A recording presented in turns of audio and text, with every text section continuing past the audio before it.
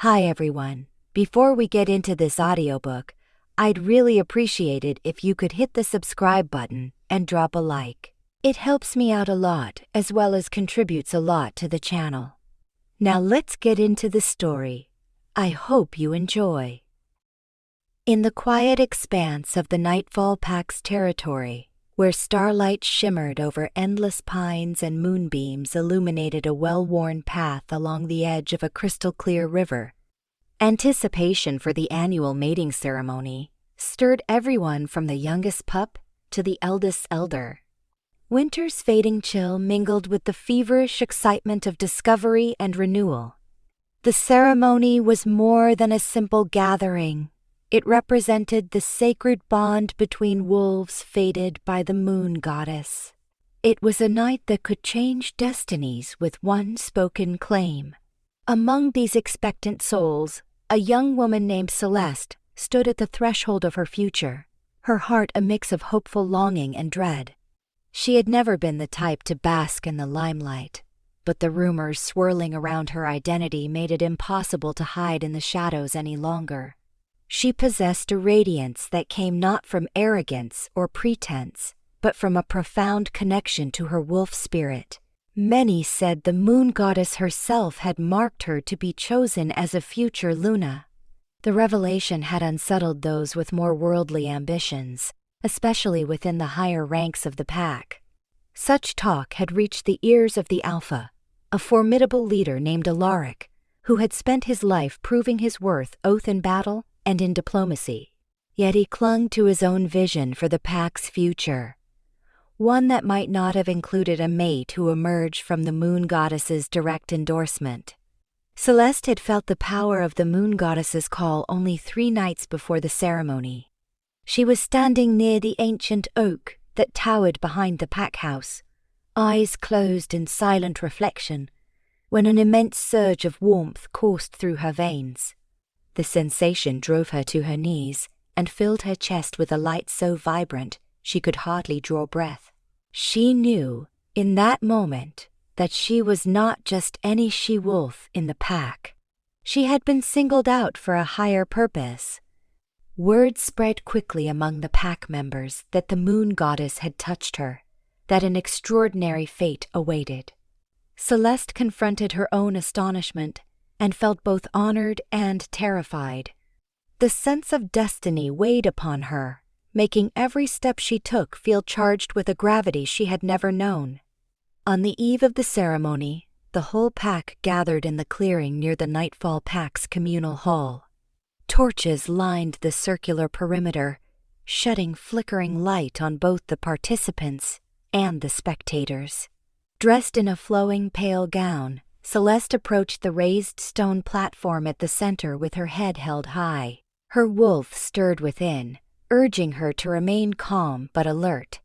She was aware that eyes followed her, some with envy, some with admiration, and some with guarded skepticism. Standing across from her on that dais was Alaric, the tall and imposing alpha whose presence commanded respect even in silence. Despite his stern demeanor and the aura of control he wore so effortlessly, Celeste could detect the faintest quiver in his stare. She sensed uncertainty, as though his usually unshakable conviction wavered before the mysterious workings of the mate bond. The pack's elder, Rowan, stepped into the torchlight.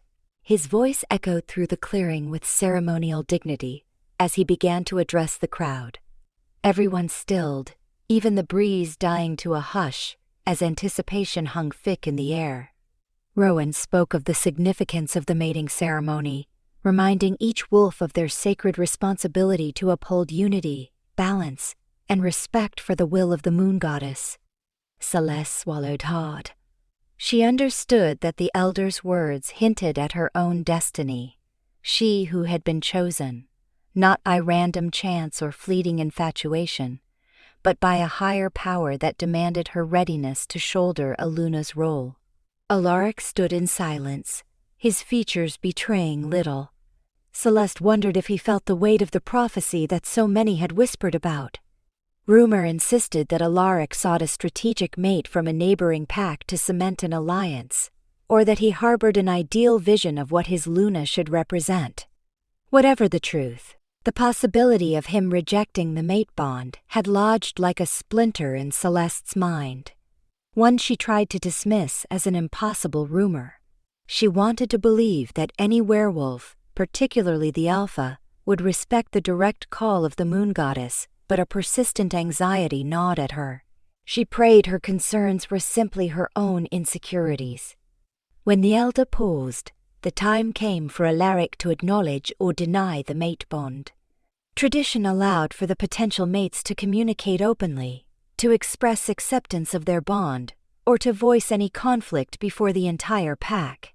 Despite her steady breathing, Celeste's heart pounded painfully. She studied Alaric's eyes, hoping to find reassurance there, but all she found was an unsettling blend of hesitation and steeled resolve. He turned his gaze from her face to the crowd that surrounded them, seemingly weighing the possible consequences of what he was about to say. A tense hush fell as Alaric finally spoke. "I have heard the voices claiming that Celeste is my fated mate," he said, his tone composed yet heavy with meaning. "I respect the wisdom and love the moon goddess shows us all, but sometimes we are tested in ways that challenge tradition." He paused, breath uneven for the barest moment. "Tonight, I choose to reject the bond." A stunned silence encompassed the gathering, broken only by gasps of disbelief and the crackling of the torches. Though some had whispered that Alaric might refuse the union, few truly believed he would dare spurn a mate chosen by the moon goddess. Celeste felt a chill seep into her, as if the night's cold had penetrated her bones and lodged a shard of ice in her heart. Her wolf howled within, bristling with anguish.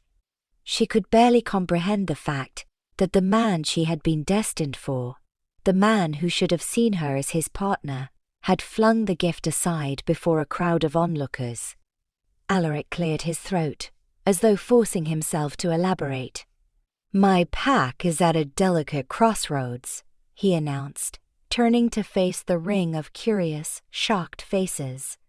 "We have alliances that must be formed through strategic bonds, negotiations that rely on my marrying someone who can help unify two territories. The future of our lands, of all werewolves in this region, hinges on forging strong alliances." His gaze drifted over Celeste for a moment, an emotion crossing his features too fleeting to name. "I cannot allow my personal feelings, or even a divine choice, to jeopardize my responsibilities." Celeste wanted to speak, to force out any words that might salvage her dignity, or at least let her stand up for herself. But her voice constricted in her throat, leaving her helpless. The magnitude of the humiliation sank in as she realized every pair of eyes in the pack was turned upon her and the alpha. The sacred ceremony had become a spectacle of rejection and heartbreak. She felt a tremor move through her limbs. Her wolf, so courageous within her soul, snarled in protest. Yet in that moment, pride found its place amidst her devastation. She stood tall, refusing to let the tears slip from her eyes. The watchful hush of the crowd shattered as whispers escalated. Some asked if the moon goddess had made an error. Others hissed that Alaric's pride would bring them all misfortune. But none of it mattered to Celeste in that raw instant. She needed to leave. She needed to be away from the place that had become a stage for her personal downfall. With eyes burning and hands trembling, Celeste stepped away from the stone platform. She caught fleeting glimpses of pity on the faces of her fellow wolves. Some reached out as if to console her. Others stared with a mixture of disbelief and regret. She couldn't bear to accept comfort from those who only watched and did nothing. Before she vanished into the thick shadows of the surrounding forest, she turned one last time to see Alaric's jaw set in a painful clench. Their gazes met, and the rawness of betrayal radiated between them. Then she spun away, limbs bristling with wolfish tension, and raced into the enveloping darkness. The soft pine needles muffled her footfalls. The further she went, the fainter the torches became, their glow replaced by the distant glow of moonlight slanting through the trees. A new life beckoned somewhere beyond the border of the Nightfall Pack, a life she would forge on her own terms, refusing to remain in a place where she was scorned despite the moon goddess's calling. She did not glance back. Within hours she had gathered a few meager belongings from her dwelling, only the essentials that would not weigh her down. Wordlessly, she left behind the training halls, the memories of her childhood, and every comforting voice that might have tempted her to stay. Anger, heartbreak, and a flicker of defiance guided her steps as she crossed the boundary that separated Packland from the unclaimed territories. Though her wolf lamented the separation, Celeste reminded herself that her worth could not be dictated by one alpha's refusal to honor the mate bond. If she had truly been chosen by the moon goddess, she reasoned, then the path ahead, though arduous, would ultimately reveal her destiny. Days turned to weeks as Celeste navigated from one remote region to another. She avoided major werewolf settlements at first, uncertain how far the news of her rejection might have spread. She doubted she had the energy to face more gossip and contempt. Sometimes she glimpsed small groups of travelers on the roads or discovered the stray footprints of a wandering rogue pack. Whenever she sensed potential danger, she slipped away like a specter, trusting her heightened instincts to protect her. The wilderness tested her strength and cunning, but over time she learned to find water, to hunt for game, and to secure safe sleeping spots among the dense forest. Each new hardship ignited a stubborn determination in her that burned brighter than the sorrow from the ceremony. Not all of her encounters were grim. On one occasion, she crossed paths with a group of kind rogues who traveled together for safety. They offered her shelter for the night and a hot meal in exchange for her help in tending to one of their injured members. Celeste discovered that her empathic nature, coupled with her knowledge of herbal remedies, was a valuable skill. The rogues expressed surprise at her abilities, for they noted that her healing methods were deeply in tune with the spiritual energy of wolves. While the group was friendly, Celeste had no desire to remain with them. She feared that staying put risked drawing the attention of those from her old pack, so she continued her journey, forging her path forward with a quiet resolve. During these travels, Celeste often replayed the scene of her rejection. The memory clung to her mind like an old scar that refused to fade. No matter how far she ran, how many mountains she climbed or streams she crossed, she could not banish the sound of Alaric's voice, publicly declaring her unfit to be his mate. Anger mingled with heartbreak in her chest, and she allowed both emotions to fuel her survival. She would thrive in spite of his dismissal. She would prove to herself, and to the goddess who had chosen her, that she was not a woman to be cast aside. Each day she practiced controlling her wolf, refining her senses.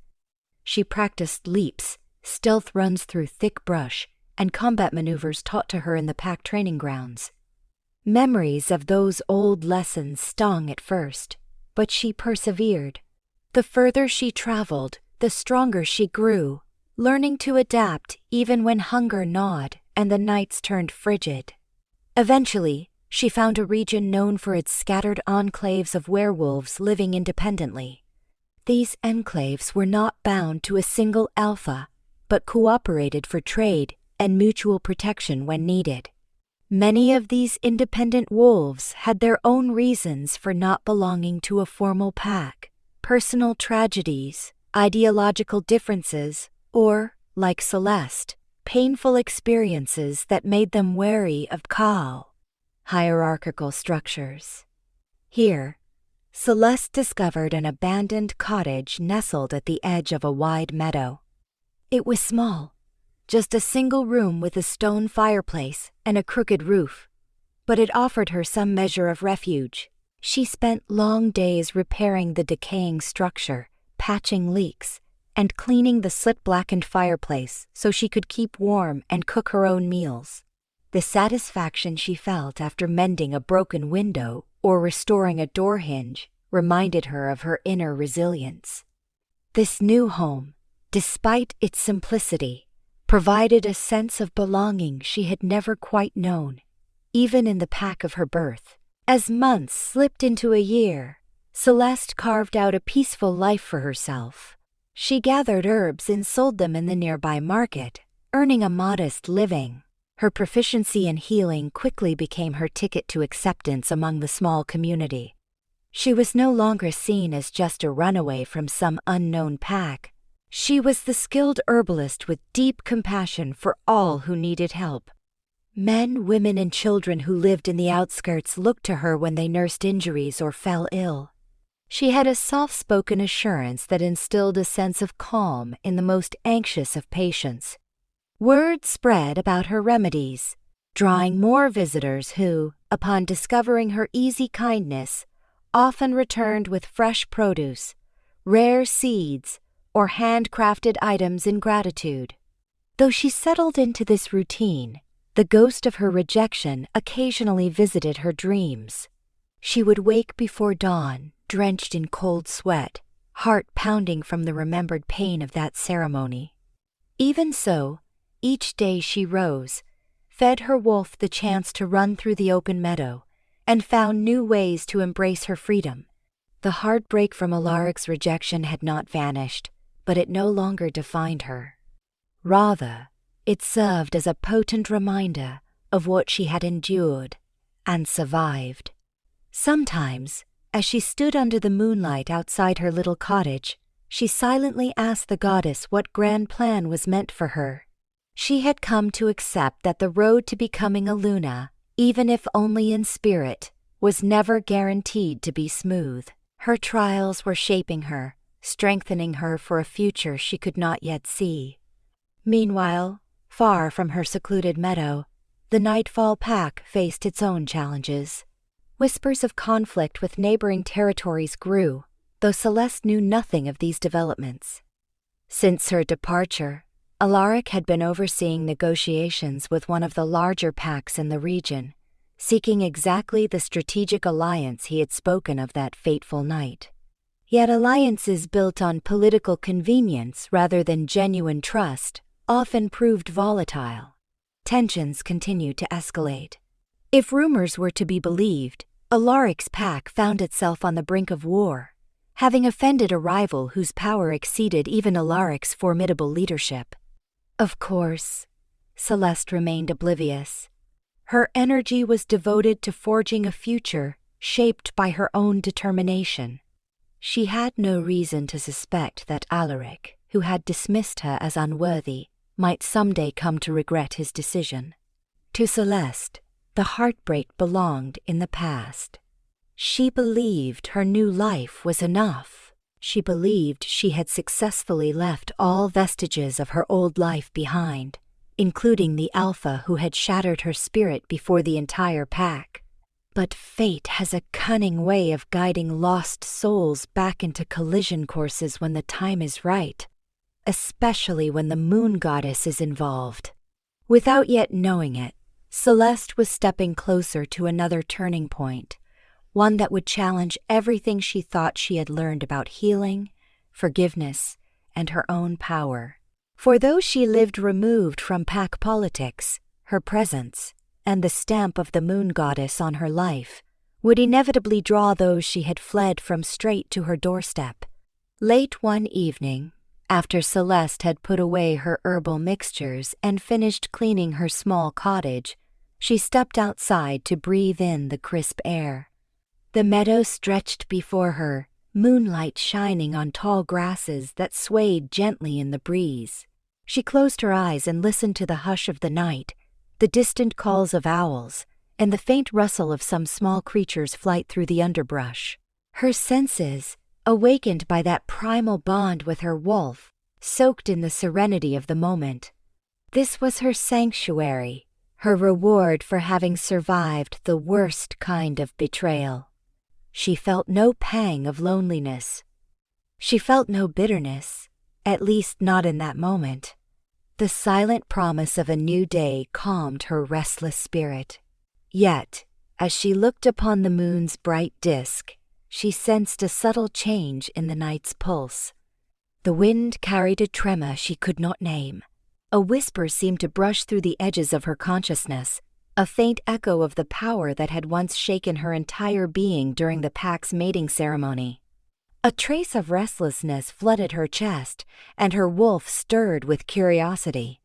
Something was shifting in the world beyond her meadow, and though she did not yet know it, that shift would bring old faces back into her life. The path ahead might lead her either to redemption or to renewed heartbreak. The moon goddess seldom abandoned her chosen children, and Celeste, though she tried to close the chapter of her past, still carried a flicker of that holy light within her soul. She retreated into her cottage, unaware that miles away, Alaric sat in his office at the pack house, brooding over a letter that would mark the beginning of his regrets. For that night, Celeste rested peacefully, her mind free from the shadows of her old pack.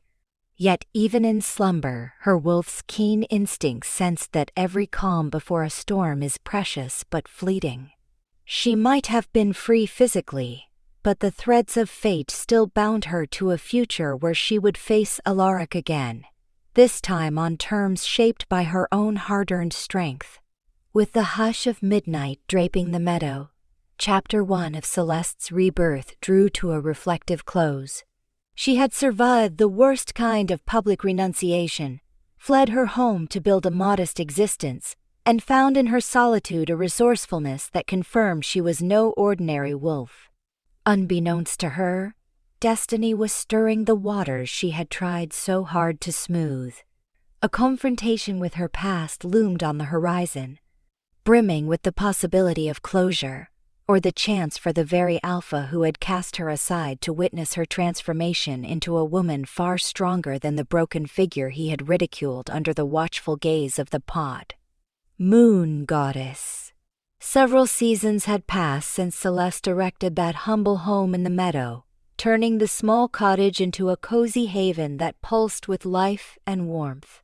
The cottage was now lined with shelves containing jars of dried herbs, salves, tinctures, and potions she had painstakingly prepared.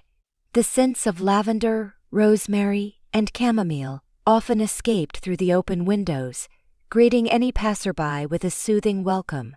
Vines of ivy climbed the exterior walls, weaving a tapestry of green that seemed to protect the delicate structure from the elements. Each time Celeste returned from her forest walks with a basket of fresh plants in her arms, she felt a sense of pride. The once abandoned cabin had slowly transformed into a place where hope and resilience blossomed, overshadowing the memories of the trail. In the small nearby settlement, composed of various wolves living without strict allegiances, Celeste had become indispensable. She treated everything, from fevers to broken bones. Her diagnostic skill was uncanny, guided partly by her natural instincts and partly by the spiritual connection she felt to the moon goddess's gentle power. Many recognized that her presence was unlike any they had encountered. While they did not know her full story, they respected her enough not to pry into why she lived alone. Instead, they focused on the immediate truth. She had saved countless lives through her healing techniques, and her empathic care brought solace to the community. To repay her kindness, some gifted her with seeds from faraway lands, while others ensured she had enough firewood and fresh meat when winter's chill set in. Over time, she accumulated a network of individuals who cared for her safety. In turn, she provided them with the stability and reassurance they yearned for, forging trust that was stronger than any formal pack bond. During harvest season, when the meadows were awash in the russet and gold of turning leaves, Celeste often organized small gatherings at her cottage. People would bring vegetables, share recipes, or sing folk songs that conjured old traditions. Although she maintained her preference for a quiet existence, she no longer lived as a complete hermit. She found herself smiling more freely, her laughter lighting up the faces of children who ran around chasing one another with squeals of delight. The transformation in her spirit was remarkable, especially compared to the somber young woman who had fled her old life. And yet, late at night when she stood on her porch, she still felt that subtle stirring of restlessness, as if an unseen thread tugged at her from across an invisible gulf. Sometimes she whispered a question to the moon, wondering if the goddess had more in store for her than this peaceful, if solitary, healing life. Most nights she received no direct answer, but the sense of being watched over never abandoned her. One crisp autumn afternoon, Celeste made her way into the settlement with her usual basket of herbal ointments to distribute. The town square consisted of a broad dirt road flanked by small shops and houses. The leaves had just begun to detach from the tree branches, drifting lazily toward the ground. She passed the blacksmith's forge, from where sparks flew into the air, and offered a warm nod to the proprietor, a middle-aged wolf who once hobbled with a twisted ankle until she'd healed him. She ventured further until she reached a modest stall where an older woman sold freshly baked bread. The woman was stirring a pot of vegetable soup, her weathered face lighting up when she saw Celeste approach. They exchanged pleasantries, and Celeste handed her a pouch of dried mint that would ease stomach ailments, receiving in return a small loaf for her own dinner. Just as she was about to move on, Celeste noticed a commotion at the far end of the square. A horse-drawn carriage, an unusual sight in this region of mostly shapeshifters, rumbled across the dirt, nearly toppling a vendor's stand of potted herbs. Several bystanders complained loudly, but the driver paid them no mind. The carriage bore an ornate crest on its side, one that Celeste faintly recognized. Curiosity flared in her, and she slipped through the gathering crowd to get a clearer view of the approaching newcomers. Emerging from the carriage was a man whose stance exuded authority. He wore finely tailored garments embroidered with insignias reminiscent of some of the larger, more traditional packs. Behind him came two guards who carried themselves with wary vigilance. Though Celeste prided herself on not seeking conflict, something about this arrival set her on edge. Voices in the crowd began to murmur about new alliances, about a traveling emissary, and about negotiations possibly involving the integration of smaller enclaves. Stray words reached Celeste's ears: Nightfall Pack, territory expansions. Alaric. At the sound of Alaric's name, her stomach lurched. She had spent so long refusing to let his rejection define her that hearing it uttered so casually in her new home felt like a betrayal of her tranquility. She took a slow breath, striving to maintain composure. The last thing she wanted was for her past to resurface just when she was most content. So she listened surreptitiously, gleaning bits of overheard conversation without drawing attention to herself. From what she gathered, the carriage carried an envoy from the Nightfall Pack, tasked with securing cooperative packs with outlying communities in order to bolster resources for a rumored conflict. The envoy, a tall, stern-faced wolf named Gareth, announced that he planned to meet local leaders to propose a mutual defense agreement. Celeste felt tension crawl along her spine. Although she had severed ties with the Nightfall Pack, hearing its name conjured vivid images of the torchlit night that had nearly destroyed her. She wondered if Alaric had truly gone forward with his plan to unite packs by forging alliances, ignoring the divine mate bond that the moon goddess had laid upon him. A simmering indignation flared within her at the memory. She recalled the anguish of standing on that dais, feeling simultaneously worthless and enraged. Even as she struggled to remain calm, She could not deny the swirl of conflicting emotions that plagued her. Unwilling to risk an encounter with any messenger from nightfall, Celeste decided to melt back into the crowd. She took a circuitous route through side streets, collecting the last items on her list with haste. Her heart hammered with an urgency she had not felt in a long time. Everything about her sanctuary, her carefully constructed life, now seemed in danger of being entangled with the very pack she had fled. Steeling her resolve, she reminded herself that she had done nothing wrong, and that she was not obliged to acquiesce to any demands from Alaric or his subordinates. She intended to head home quickly and keep her distance from these out-of-towners until they left. She reasoned that with so many scattered enclaves to visit, the envoy was unlikely to remain in the settlement for long. Before she could leave, however, destiny took another turn. As Celeste threaded her way toward the forest path leading back to her cottage, she nearly collided with a petite woman who stumbled as if in pain. The woman's cheeks were flushed with fever, and her labored breathing spoke of discomfort. She clutched her side, wincing with each step. Instinctively, Celeste reached out to steady her. "Take it easy," she said quietly, scanning the woman's features for any telltale signs of affliction. "You're burning up. What's wrong?" Between ragged breaths, the woman introduced herself as Bryn, one of the travelers accompanying the nightfall envoy. She admitted that her fever had started yesterday and worsened rapidly. She had left her traveling companions because they seemed preoccupied with their negotiations and paid her little heed, so she decided to seek help on her own. Concerned, Celeste guided her to a shaded area near the blacksmith's shop, offering a seat on a bench so the poor woman could rest. Gently pressing her palm against Bryn's forehead, Celeste felt the scorching heat that signaled a severe infection or flu. With quiet efficiency, she rummaged through her basket until she found a vial of herbs that would help reduce the fever.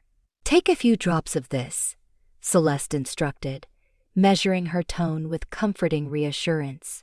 "It'll help keep the fever from escalating." Bryn complied, though her hands trembled. In a hushed voice, she spoke of the tensions within the Nightfall pack.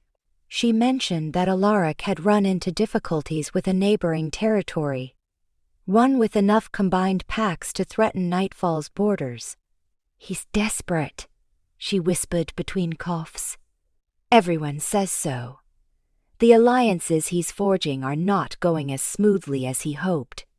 Some say the moon goddess has withheld her blessing because he spurned his destined mate." Her eyes flickered with curiosity when she noticed Celeste's face tighten at the mention of the mate bond. "I don't know the full story, only rumors, but the pack is in trouble." Celeste felt a rush of conflicting emotions. Part of her was tempted to push for more details, to fully comprehend what the situation was. Another part of her bristled at the very idea of letting old wounds reopen. She had built her life here on a foundation of independence, on the assumption that she had no further ties to the pack that had scorned her. Still, Bryn's obvious suffering superseded any personal turmoil. Celeste murmured softly, "I know a place where you can rest and recover." Then helped the woman stand. Bryn, struggling to remain upright, nodded gratefully. Celeste led her back to the cottage, giving the settlement one last cautious glance to ensure she did not catch the attention of Gareth or any other Nightfall messenger. Once home, she made Bryn comfortable on a small cot in the main room.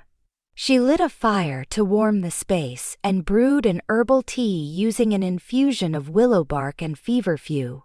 Bryn sipped the concoction, eventually drifting into a more peaceful rest. Celeste watched her patient with a mixture of worry and resignation. If Bryn's ailment was contagious, how many others in the traveling group were suffering? Her sense of compassion warred with the desire to remain invisible. She could not turn a blind eye if more people needed her help, even if they were from Alaric's pack. Her moral compass insisted on caring for the sick, and she recognized that failing to do so would betray the vow she had made to use her gifts for good. The next few days were a test of Celeste's inner resolve.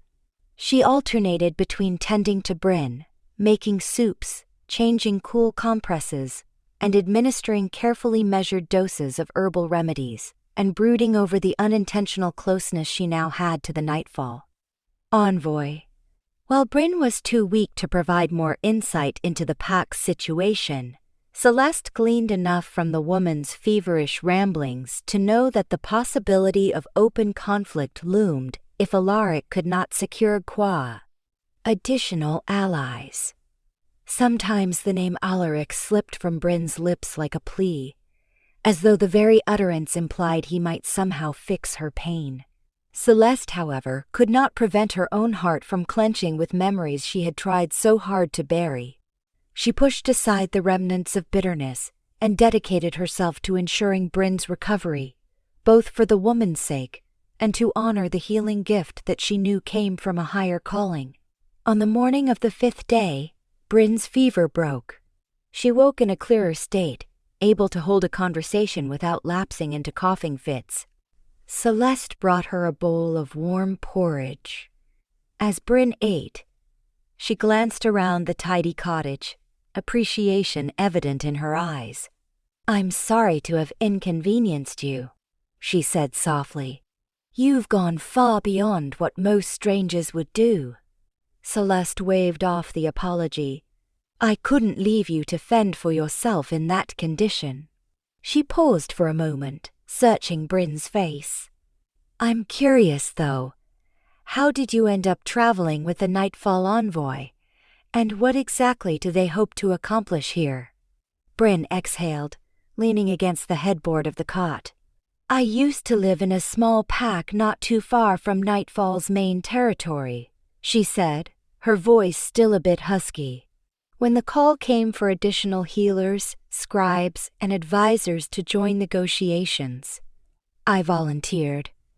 I believed the cause was just, but the packs in this region could unify against those who threaten our borders. I never expected, for tension to be so high." Her gaze dropped to the blanket covering her. "Alaric sent Gareth to secure smaller enclaves into a coalition, but there's friction everywhere. Some believe we should stand together. Others resent Nightfall for meddling. All I know is that we've been told to press onward, gathering as many as possible to pledge support, even if it means traveling to remote places. The rumors say we have only a short window of time to mobilize before a more hostile force marches on our region."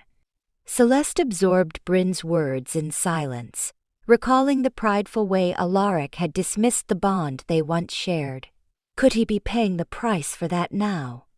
A twinge of satisfaction flickered in her, quickly replaced by guilt for feeling any relief at someone else's hardship. She had spent the last year healing her wounds, cultivating empathy for others, striving to transcend the bitterness that initially haunted her. Even so, she could not ignore a pang of vindication. Maybe the pack that had mocked the moon goddess's will was about to face retribution, yet at the same time, her conscience weighed on her. The innocent members of Nightfall, wolves who had never harmed her, were also at risk. She thought about the older wolves, the pups, the families who simply followed their alpha's leadership. They did not deserve to suffer for decisions they had no hand in making.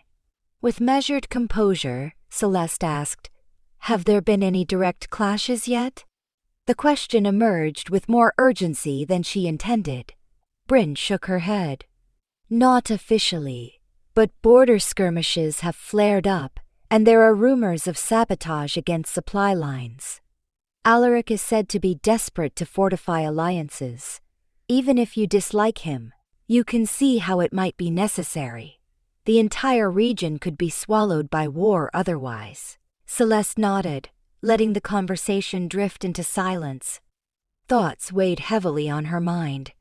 As she continued to nurse Bryn back to health, she realized that ignoring the envoy would not be so simple.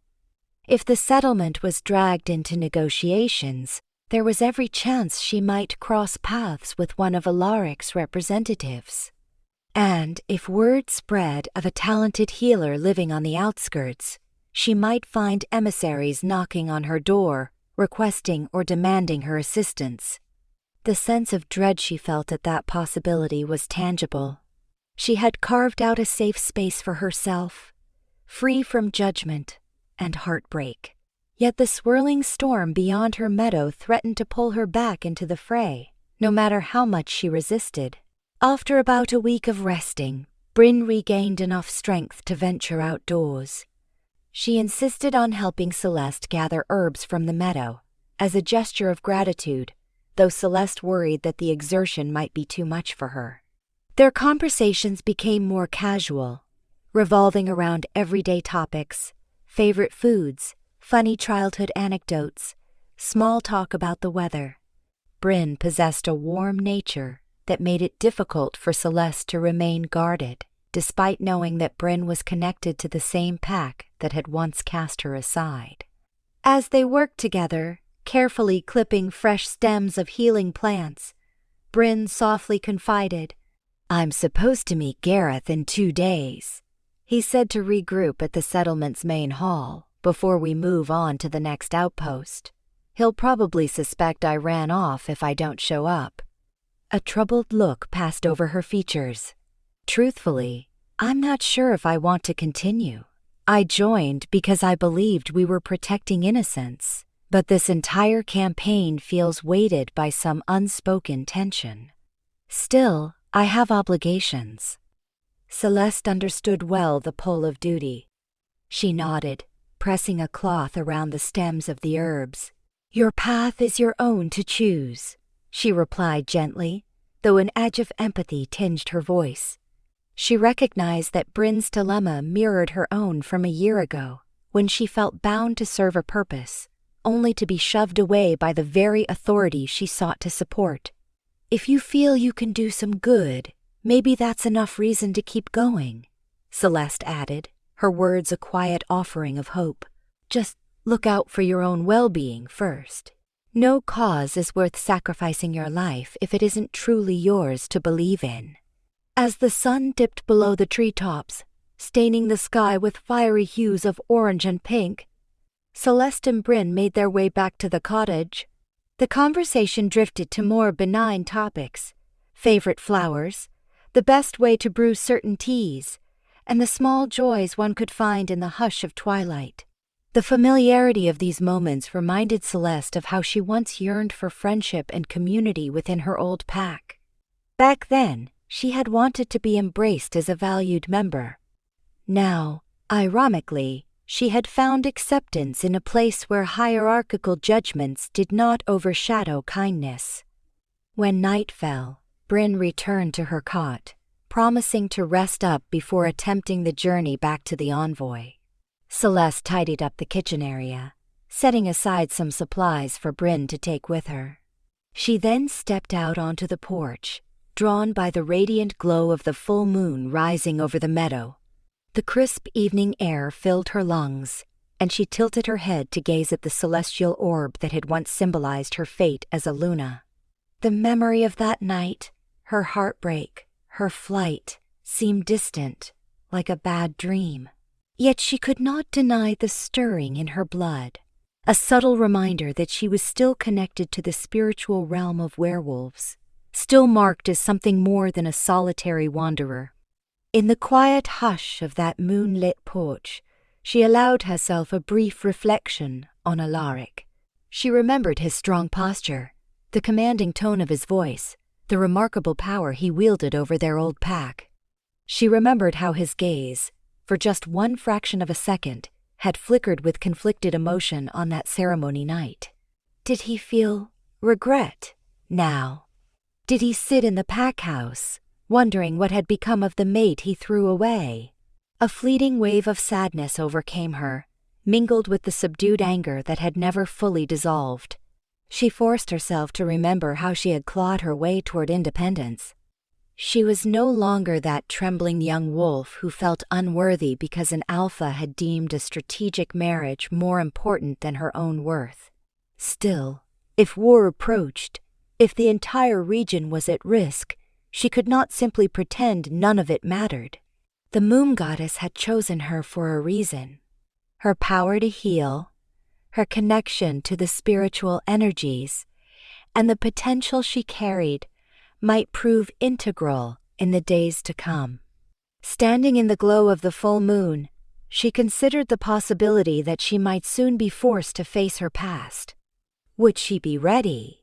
She thought of the agonizing vulnerability she experienced when she locked eyes with Alaric for the last time.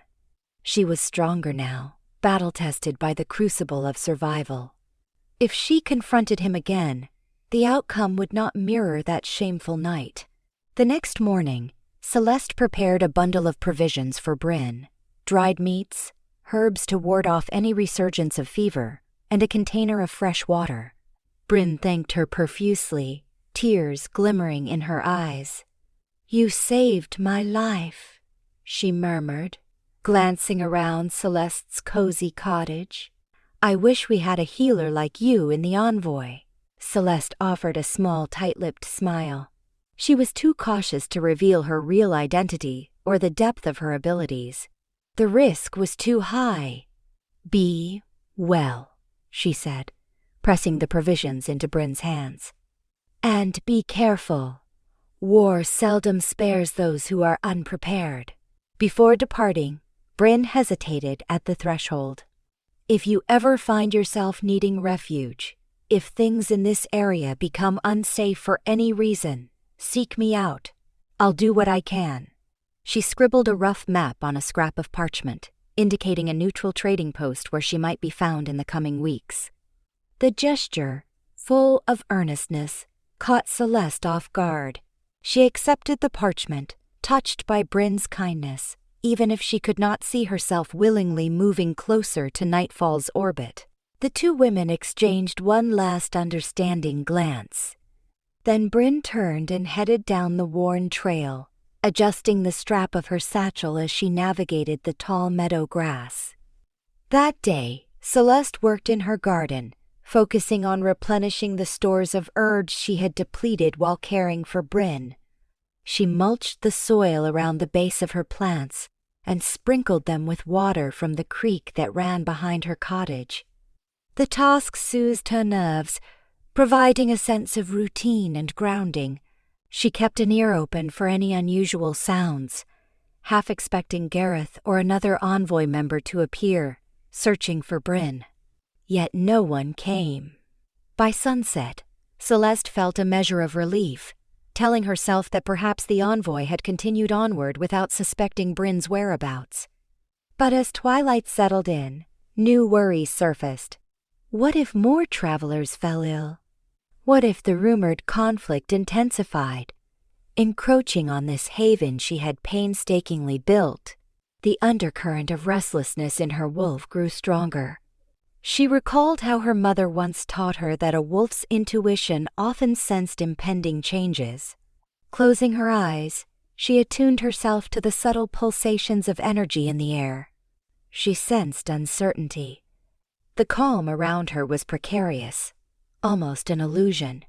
She brushed her hair back, inhaling the crisp evening air, reminding herself that she was no longer powerless. Her thoughts took an unexpected turn, drifting to the possibility of ever reconciling with the pack she had left behind. Would they even recognize her now? She doubted it. The shy, uncertain girl had evolved into a self-reliant, formidable woman. Though she bore no official rank, a kind of Luna spirit existed in the way she nurtured and protected those around her. Whether or not Alaric ever realized the magnitude of his mistake, Celeste acknowledged that she had grown beyond needing his validation. A flicker of determination coursed through her. No matter what came next, be it war or diplomacy, she would stand firm. She refused to be a victim of anyone's ambition. As days bled into nights, Celeste continued her usual routine, even as occasional rumors filtered in from travelers. Some spoke of gatherings at distant outposts, where Alaric's name was mentioned in heated debates. Others relayed sightings of roving soldiers or mercenaries, stirring anxiety among smaller communities. Celeste maintained her quiet watchfulness, ensuring she was prepared to relocate if aggression spilled into her region. Yet a small voice inside urged her to do more than simply hide. She pondered whether there was a role she could play, one aligned with the higher purpose she once believed the moon goddess had set for her. One particularly brisk morning, while gathering kindling in the forest, Celeste sensed a presence nearby. Her wolf tensed. She cocked her head, scanning the rustling canopy for any sign of movement. The hairs on the back of her neck rose in alarm. Moments later, a figure stepped from behind a towering oak, a wolf dressed in the livery of nightfall. This sentinel was alone, but his eyes narrowed with quick recognition when he spotted Celeste. She froze, her heart pounding with the adrenaline that came from being discovered so close to her refuge. She could practically smell his sudden interest. "You there," the sentinel said, voice echoing off the trunks of the towering pines. He did not yet approach, as if wary of startling her. "I'm looking for someone. An herbalist who helped one of our traveling companions named Bryn." Celeste forced herself to remain composed, letting her arms relax at her sides. "I'm a healer," she replied quietly, "but I don't know of anyone else in this part of the woods." The lie felt bitter on her tongue, but self-preservation trumped courtesy. A flicker of doubt passed over the sentinel's features. He studied the basket of kindling at her feet, and a subdued tension crackled in the air between them. "So, you haven't seen a sick woman from the envoy? We lost track of her after we arrived at the settlement." His eyes assessed Celeste's stoic demeanor, searching for any hint of deception. She could feel the weight of the conversation pressing on her, the possibility that he might suspect the truth at any moment. She shook her head calmly, feigning disinterest. "I've mostly been keeping to myself, gathering supplies," she said, gesturing at the forest. "I'm sorry I can't help." The sentinel hesitated, as if trying to detect a lie through her stance or expression. Finally, perhaps recognizing that she would not yield any more information, he backed away. "Very well," he muttered, though the reluctance in his voice betrayed his suspicions. "If you see anything, inform us in town. We're offering a reward for information on her whereabouts." Celeste nodded and watched as he turned away. The moment he disappeared through the undergrowth, she released a pent-up breath, her shoulders slumping with a surge of relief. She waited, motionless, for a long minute before returning to her cottage, gaze darting over her shoulder frequently to ensure she was not being followed. Once inside, she bolted her door, heart still thrumming. The fear she felt was not just for herself, but for the fragile sense of peace she had cultivated. If the Nightfall soldiers continued to search, they might discover Bryn's presence. Even though Bryn had left, the evidence of her stay lingered. Celeste tensed at the thought of confrontation. She wanted no part in the looming war, yet it seemed determined to find her. That evening, Celeste lapsed into a fitful sleep. Her dreams were haunted by images of the ceremony dais, the luminous moon overhead, and Alaric's stern face, twisted with shame or regret, she couldn't be sure which. She startled awake before dawn, sweat cooling on her skin. Sitting up in bed, she rubbed her arms as if to wipe away the residual echoes of that humiliating night. Though she tried to focus on the new day, the dream's intensity stayed with her, a silent warning that the time to confront her past might be near. The moon goddess had a way of shaping the fates of those she marked. Perhaps Celeste's role in the battles to come was more significant than she wanted to admit. On the second morning after Bryn's departure, Celeste ventured into the settlement again, determined to restock on certain supplies before the tension escalated any further. She moved cautiously among the townspeople, noticing an undercurrent of anxiety in their interactions. Rumors circulated that the envoy had made only partial progress in forging alliances. Some enclaves refused any deals with Nightfall, while others demanded high prices for their support. The blacksmith confided to Celeste that more Nightfall troops were expected to pass through soon, bringing heavier armaments.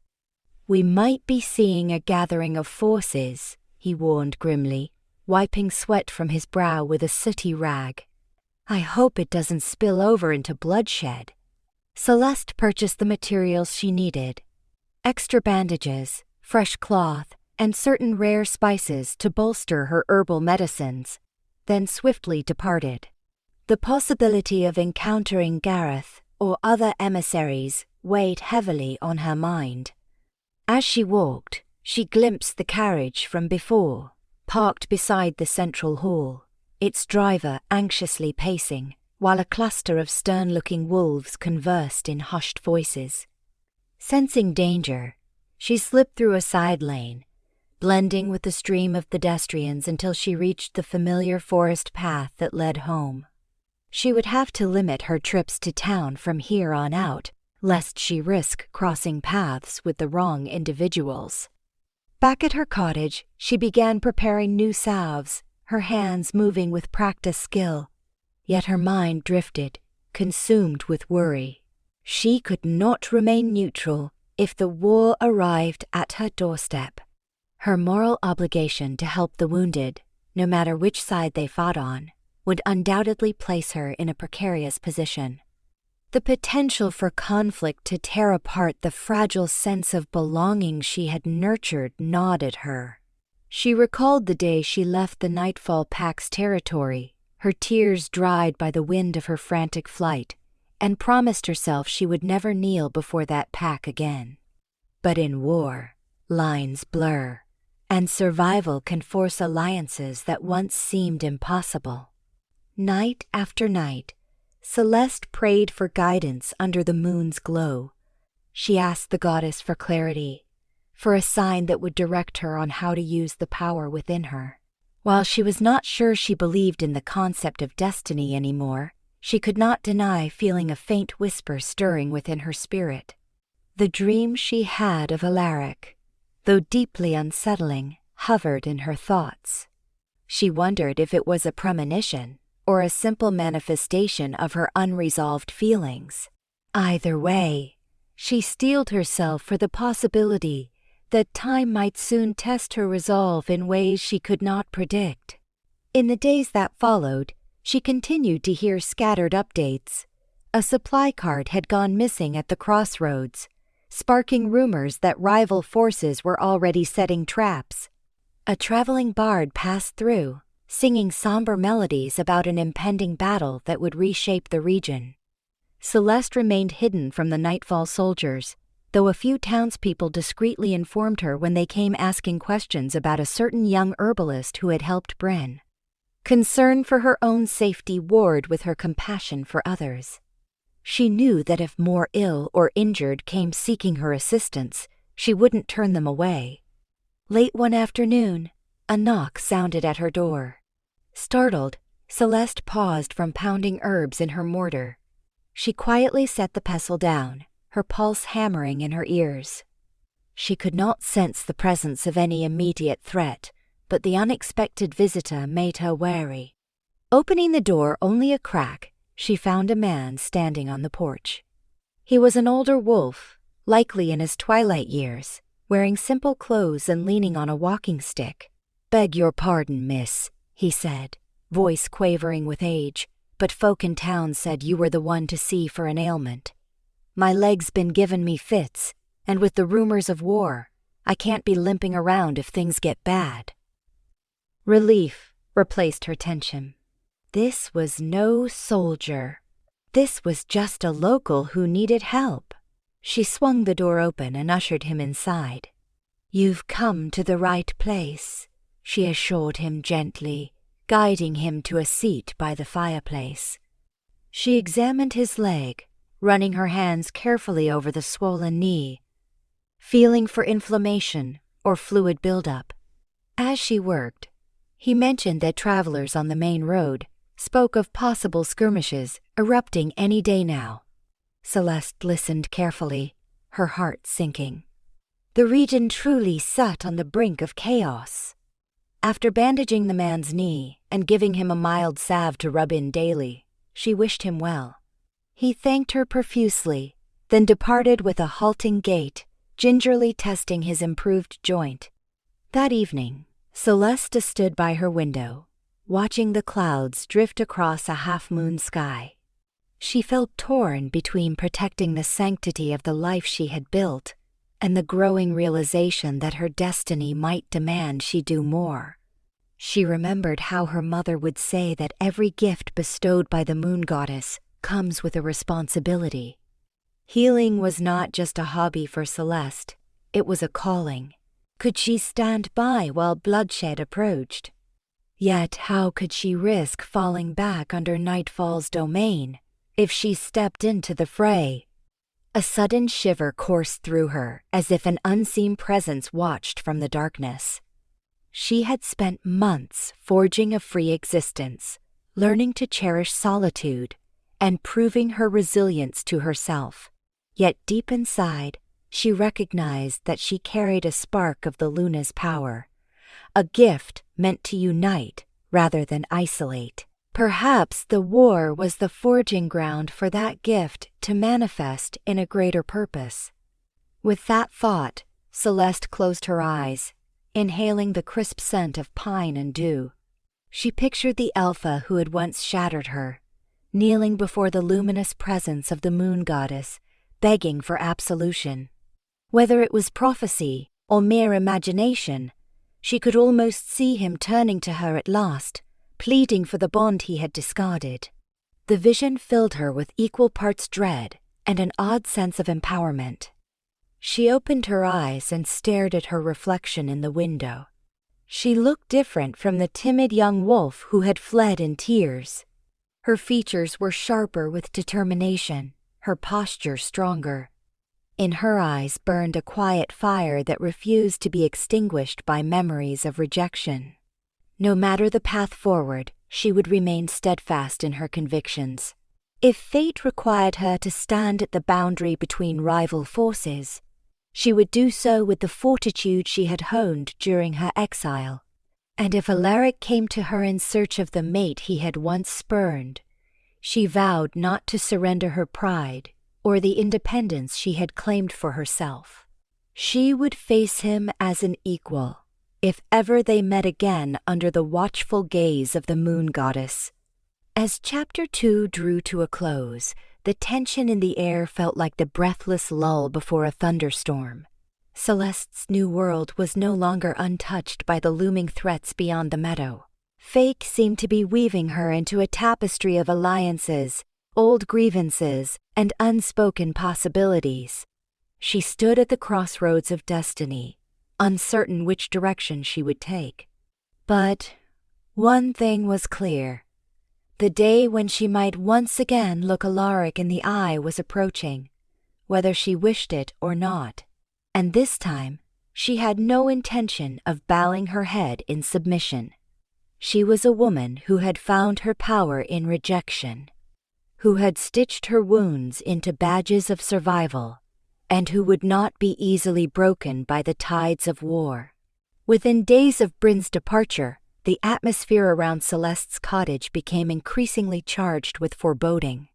The breeze that whispered through the meadow at dusk no longer felt gentle, and even the bird song at dawn carried dissonant notes, as though nature itself braced for the storms of man and wolf alike. Despite her wariness, Celeste continued her healing work among the locals who relied on her. Yet each time she ventured away from her small sanctuary, she felt an unseen weight press down upon her shoulders, a reminder that the region teetered precariously on the brink of war. At first, she tried to ignore the tension, tried to convince herself that she had earned a right to remain apart from Nightfall's troubles. But in her private moments, that quiet flame of responsibility refused to be extinguished. She had been chosen by the moon goddess once. Surely that meant something. One chilly morning, just as Celeste was fastening the laces on her boots to head into the settlement, she heard a faint knock at her cottage door. Her senses, already honed by months of caution, went on full alert. No one from the settlement visited her so early. Most knew she preferred to come into town on her own schedule. She reached for a small dagger she kept hidden near the kitchen table, just in case, and carefully approached the door. When she cracked it open, she found a young woman leaning against the wooden frame, pale-faced and trembling. The woman wore a cloak dusted with mud and dried leaves, and her hair looked as though she had trudged through miles of rough terrain without rest. "Please," the stranger whispered, voice tight with desperation. "I heard there was a healer here. I need help." Celeste opened the door wider, scanning the woman from head to toe. Beneath the dirt and exhaustion, the newcomer looked terrified. Her eyes darted around, as though even the silent meadow might hide lurking threats. Without hesitation, Celeste gestured her inside, easing her onto the small bench near the hearth. "You're safe here," she said gently, setting aside her dagger. "Tell me what hurts." With shaky fingers, the woman, who introduced herself as Elin, unfastened the front of her cloak, revealing an angry slash along her left arm. The wound looked fresh, red and swollen at the edges, with streaks of dried blood caked into her sleeve. "Bandits or soldiers? I'm not even sure," she managed between sharp intakes of breath. "They demanded to know if I was loyal to Nightfall. They took my belongings when I couldn't give a clear answer, then cut me when I tried to resist." She shut her eyes, trembling. "I was so scared, I just ran. I walked all night to get here." Celeste's anger flared, not at the woman but at the cruelty inflicted on someone who was simply trying to survive. She had heard rumors that roving groups preyed on travelers caught in the shifting alliances. War might not be official yet, but chaos already leaked through the cracks of uneasy peace. "You did right to come here," she said, voice firm with reassurance. "Let me see to that cut." Working quickly, Celeste retrieved a basin of water, strips of clean linen, and her jar of antiseptic ointment. She had Elin remove her torn cloak, then began cleaning the wound with practiced care. She spoke to the frightened woman in a calm, steady tone, explaining how the salve would prevent infection, how the stitches she was about to apply would help the flesh knit together. The process was painful, judging by Elin's sharp winces, but she pressed her lips together and endured. When Celeste finished, she wrapped the arm with a protective bandage and propped a pillow beneath it to keep it elevated. Elin sank against the backrest, relief and exhaustion mingling in her eyes. "Thank you," she murmured. I would have bled out if I tried to do this myself. You're a blessing." Celeste shook her head. "I'm only doing what I can," she replied softly. "You can stay until you recover. I'll get you a bowl of soup and a warm blanket." In truth, the prospect of a stranger remaining in her cottage for too long made her uneasy. However, she could not in good conscience send Elin back into the forest in such a vulnerable state. As Celeste bustled about, warming broth and offering fresh water, she felt that same old conflict churn within her. She never turned away the wounded. Her instincts as a healer and her devotion to the goddess's gifts would not allow it. Yet each person she aided, especially travelers, risked drawing attention to her location. Sooner or later, word would spread, and the swirling chaos beyond her meadow might come knocking in a more forceful manner. It took 2 days for Elin to regain enough strength to walk around the cottage without stumbling. In that time, Celeste learned more details about the brewing hostility. Apparently, a coalition of smaller packs to the north had banded together, suspicious of Nightfall's attempt to consolidate power. They accused Alaric's pack of wanting to annex outlying territories under the guise of forming alliances. Whether that accusation held merit or arose from old grudges was unclear. Regardless, bitterness festered between these groups. Sides were being drawn, neutrality was becoming an increasingly precarious stance. The night before Elin planned to depart, Celeste prepared extra bandages and herbal poultices for her to take on her journey. She also tried to advise the best routes for avoiding trouble. At the door, Elin hesitated, gratitude and worry plain on her face. "You know," she said quietly, "you should come with me to a safer region. I heard talk that across the eastern mountains there's less tension. You're too kind to remain in a place about to erupt in violence." A faint smile touched Celeste's lips. "I appreciate the thought," she replied, handing the wrapped supplies to Elin. "But I've built a life here. If I run now, I'll always regret leaving those who might need my help. We all make our choices, and this is mine." Elin nodded, then gently squeezed Celeste's hand in silent thanks. With that, she slipped outside and started her cautious trek across the meadow. Celeste watched her vanish into the early morning mist. The disquiet in Celeste's chest only grew. She turned back into her cottage, letting the door shut with a soft thud. If so many travelers passed through wounded or frightened, how much longer could she remain on the fringes of the gathering storm? Later that day, Celeste ventured into the settlement to gather news and restock her dwindling supplies. She found the streets emptier than usual. The lively chatter of merchants had turned into hushed whispers, as though a single loud voice might trigger panic. She paused at the baker's stall, hoping to buy a loaf of bread, but the baker's eyes flickered nervously to a group of armed men inspecting various shops with forced politeness. They wore no pack insignia, possibly hired mercenaries. Their presence alone was enough to stifle the town's air of normalcy. As Celeste left the baker's stall, she almost collided with an older woman who clasped her forearm, eyes wide with worry. "You have to be careful," the woman warned in a low voice. "Troops from both sides pass through here now. They want supplies, intelligence, anything. You're the healer, yes?"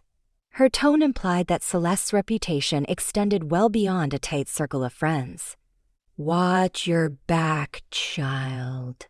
Times are ugly." Celeste thanked her and continued toward the blacksmith, who had once seemed so jovial. Now his face looked drawn and anxious as he hammered out spear tips and arrowheads, presumably for whichever group paid him. The ring of metal on metal jarred Celeste's nerves. She turned away, pondering whether it might be her last visit to the settlement. Her wolf bristled inside her, sensing the suffocating tension. Hugging her cloak tighter around her, Celeste made a quick stop at the apothecary's store to replenish certain bases for her ointments. Then she aimed to head home. As she walked, she heard a clipped, familiar voice.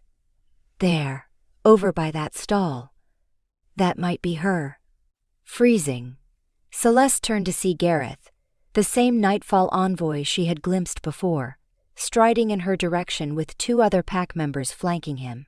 Though she had never spoken with him directly, she recognized the proud tilt of his head and the embroidered crest on his cloak. Her heart thundered. If Gareth suspected she was the elusive healer who had assisted Bryn, he might attempt to coerce her into aiding the Nightfall cause. Without waiting to find out, Celeste veered down a side alley. She moved quickly, ignoring the startled glances of a few villagers. She slipped through a narrow gap behind the local tavern, exhaling in relief when she emerged onto a quiet back lane. Her plan was to circle around the outskirts of the settlement and return to the forest. The last thing she wanted was a direct confrontation with Gareth. However, as she stepped around the corner, she nearly collided with one of his guards, a muscular wolf wearing the Nightfall insignia. He blinked in surprise, then blocked her path. "Stop," he commanded, voice hard as iron.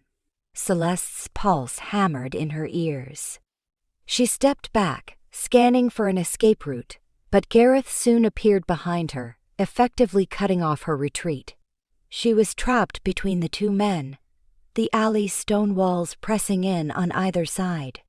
"You're the one who helped Bryn," Gareth said, his tone careful but edged with an authority that demanded compliance.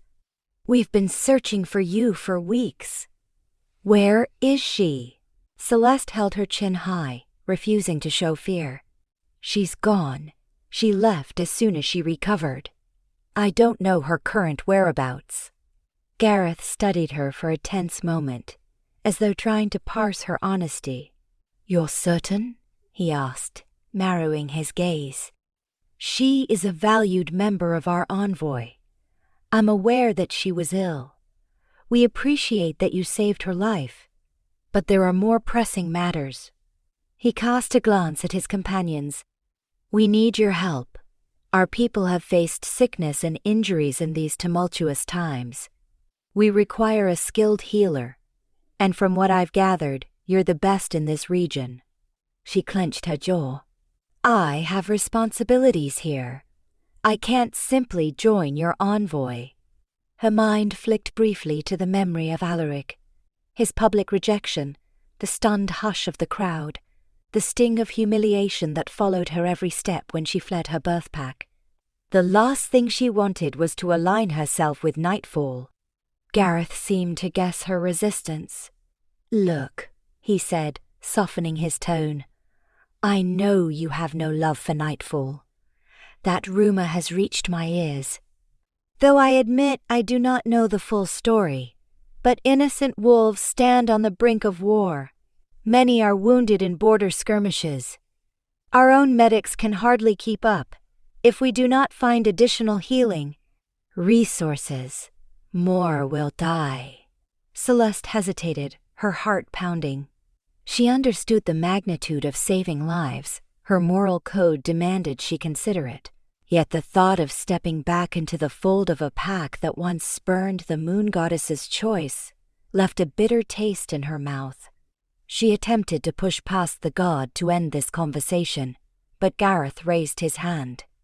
"I'm not trying to coerce you," he insisted, though his posture suggested he was quite prepared to do so if necessary. "But we have reason to believe that a large-scale conflict is coming soon, maybe within days or weeks. Nightfall is not the only one in danger. The smaller enclaves might be attacked by roving forces that want to destabilize the entire region. If war erupts, do you think you can stay hidden? Eventually, they will find you too. This settlement you frequent will be caught in the crossfire. If you choose to work with us, we can at least ensure that you and your patients receive some measure of protection." Celeste swallowed hard, unsettled by how persuasive the argument sounded. She recognized the underlying threat. If she refused, she would face the chaos alone. And if she aligned with Nightfall, would that not jeopardize her neutral standing with other enclaves? A swirl of conflicting loyalties made it impossible to think straight. When she did not respond, Gareth sighed. "We plan to host a gathering with potential allies at the old fortress just west of Nightfall territory. If you're willing, come. No one will force you to sign away your freedom, but at least hear what our Alpha has to say." His lips thinned in a faint grimace. "I suspect you have some unresolved history with him. Perhaps it's time you confronted that." She felt her wolf stir in protest, memories of that fateful night blooming in her mind. But Gareth's words resonated more than she cared to admit. Avoiding the problem would not make it vanish. If she allowed bitterness to rule her, could she truly call herself a healer devoted to serving those in need? Then again, forging any pact with Alaric felt like a betrayal of her hard-won independence. "I'll consider it," Celeste managed, voice tight. She knew she had to escape this conversation and think with a clear head. Gareth nodded, relief momentarily flashing across his face. We leave for the fortress in 5 days' time. Ask around. Everyone knows the place. It's a stone structure perched on a hill with a vantage point across 3 valleys. If you show up, we'll greet you peacefully. He gestured to his guard, who stepped aside. Celeste took a careful step toward the exit, her heart drumming. And if you decide to stay away, Gareth added, tone laced with resigned acceptance, I wish you luck. But I suspect the conflict will find all of us sooner or later. Celeste slipped out of the alley, relief mingling with dread. She made her way out of town as fast as she could, crossing the meadow at a near run until she reached her cottage. Once safely indoors, she locked her door and sank against it, letting out a shaky breath. Her mind spun with questions. Could she truly trust Nightfall after what had happened? Yet how could she stand by if innocence were in peril? For the next several hours, Celeste paced, restlessly deliberating. She tried to distract herself by restocking her shelves, but the thought of Gareth's proposition hovered like a storm cloud. In truth, she had always known that if war erupted, her safe haven could not remain untouched. She recalled the faces of those she had healed. Bryn, Elin, the old man with the aching knee. Each had found refuge with her, and each signaled that more such souls might desperately need her. A fortress gathering could be a chance to broker some kind of arrangement that protected the vulnerable, or at least a chance to glean more information. And if it also meant facing Alaric, the alpha who had once humiliated her, perhaps she was finally strong enough to bear that confrontation without crumbling. At sunset, she ventured outside to clear her head. The meadow grasses swayed, catching the day's last rays of light. A hush lay over the land, as if the entire world held its breath. She stood at the edge of the small creek and remembered how she used to kneel by this water source in the early days after her exile, tears slipping down her cheeks as she fought off despair. She was no longer that lost young wolf. She had grown into a capable healer, a woman who had learned to find worth in herself rather than in an alpha's acceptance. If she did decide to meet Alaric again, it would be on her terms. She would not submit to him as some scorned mate hoping for scraps of his attention. She would be there for the greater good, nothing more, she told herself. As the moon rose high, Celeste reached a decision. She would go to the fortress. She had enough courage to face whatever illusions or truths awaited. If war was imminent, knowledge was crucial. She would glean what she could, and if Nightfall or Alaric tried to corner her into an alliance that trampled her freedom, she would walk away. Her mind made up, she went back inside and resolved to spend the next few days preparing. She collected portable jars of her most potent salves and tinctures, folded bandages, and packed a sturdy rucksack. She also tested her sword skills. Though her real talent lay in healing, she had practiced enough over the past year to defend herself if necessary. She refused to rely entirely on flight or the mercy of others. 5 days passed swiftly. On the appointed morning, she rose before dawn. The wind rattled the shutters of her cottage, an ominous omen that she tried to dismiss. She had donned a serviceable outfit, dark trousers, a fitted tunic, and sturdy boots. Over that, she wore a hooded cloak that could disguise her features from prying eyes until she decided otherwise. With her satchel slung across her body, she left her cottage behind, a mixture of determination and dread swirling within. A part of her worried she might not return. Another part told her that if fate had placed her on this path, she needed to see it through. Traveling by quiet footpaths, Celeste avoided the settlement altogether, wary of encountering Gareth's entourage too soon. The fortress was located roughly a day's journey west, perched on a craggy hill that overlooked the confluence of 3 valleys. The route required crossing through pine forests and skirting shallow ravines. Celeste's wolf senses remained on high alert the entire way, listening for any sign of a patrol or hostile group. She encountered only a few scattered signs of life: an old traveler trudging along with a donkey, a pair of children foraging for berries near a stream. Everyone seemed tense, glancing over their shoulders as though an unseen threat might leap forth at any moment. By evening, the fortress's outline emerged against the fading sky. Its imposing stone walls bore the marks of age, with vines snaking across sections where the mortar had cracked. Yet it still retained an air of formidable strength, especially with the sun's last glow painting its ramparts a fiery orange. Celeste approached cautiously, heart pounding at the sight of the wide courtyard bustling with activity. Wolves from various packs mingled there, some fully armed, others dressed more like traders or diplomats. She spotted tents, erected around the outer perimeter, likely makeshift lodging for those who had traveled from afar. Keeping her hood low, Celeste slipped along the edges of the crowd. She noticed that not only Nightfall affiliates were present.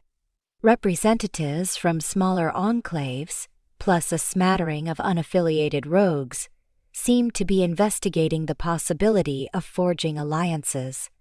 All around her rose the hum of tense conversation. She caught fragments of negotiation. "We'll commit 30 warriors. We demand safe passage. Alaric must provide food supplies." It was a chaotic tapestry of demands and promises, all under the looming threat of a conflict that might swallow them all. She lingered near a stone archway leading into the fortress proper. Her wolf stirred, uneasy. Though Gareth had promised a peaceful reception, Celeste felt more exposed than she had in months. The memory of Alaric's face hung in her mind, fueling a surge of conflicting emotions.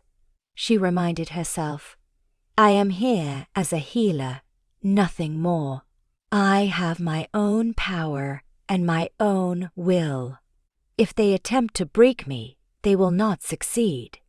Gathering her courage, she stepped inside. Immediately, a voice called her name in a hushed tone. She spun around to see Bryn hurrying toward her. Relief and concern mingled in Bryn's expression as she drew close. "You made it," she breathed, glancing over Celeste's shoulder as though on guard against eavesdroppers. "When I told them about you, I wasn't certain you would come, but many are grateful you decided to at least hear us out." Celeste raised an eyebrow, allowing Bryn's warmth to ease her tension slightly. "I only came to understand the state of things," she said quietly, "and to see if there is any arrangement that spares innocent lives from the horrors of this war." Bryn nodded, leading her further into a long corridor lit by guttering torches. The floor was uneven stone, and the air carried a chill that drifted from deep within the fortress's ancient halls. "You'll have a chance to speak at tomorrow's assembly," Bryn explained as they walked. "It's a general council. Alaric will address the packs, hoping to secure their backing. Others will present terms or objections. Tensions are high. Some packs resent Nightfall's influence. The environment is not exactly welcoming." Celeste's pulse quickened at the mention of Alaric's name. She had braced herself for this, yet the realization that she was only a few walls away from him sent her heart skittering. She forced her breathing to remain steady. "I'm not sure I have anything to say to him," she admitted, feeling a pang of old hurts. "But I will do my best to see if a compromise can be reached that limits bloodshed." Bryn led her to a small chamber near the rear of the fortress, a place set aside for healers and advisors to store their belongings. Inside, Celeste noticed a meager collection of makeshift cots and a table strewn with medical supplies. Several exhausted-looking men and women tended to bandaged wolves there. The sight unsettled Celeste, but she allowed it to reaffirm her decision to come. If these were the casualties before the war had officially begun, what horrors might erupt if conflict fully broke out? After stowing her cloak and rucksack in a corner, Celeste took a few moments to assist a caretaker in wrapping a soldier's wounded wrist. She worked in silence, focusing on the practicalities of cleaning and binding the cut. The soldier looked at her with grateful confusion. "Who are you?" he rasped. Celeste did not answer, simply moved on to the next station. Bryn observed with a small, approving nod. "You see what it's like," she murmured. "Wolves are getting hurt in skirmishes or from roving bands that exploit the chaos. We need all the help we can get." Celeste dipped her head in a brief nod. "I understand, but I need to see Alaric's intentions myself. Are we truly on the brink of full-scale war? Has nothing else worked?" Bryn sighed. "It's complicated. Some blame Nightfall for pushing too hard. Others blame the Northern Pacts for stirring old grudges. From what I know, Alaric spent the past months trying to unite everyone under a common banner to fend off external threats. But negotiations faltered when suspicions arose that he wants more direct control over smaller, quote, territories. Many see him as an opportunist, though he maintains that his plan is about mutual protection. Tomorrow's council might be the final chance to find a diplomatic solution. Celeste felt a swirl of old resentments rekindle. Was Alaric truly so selfless?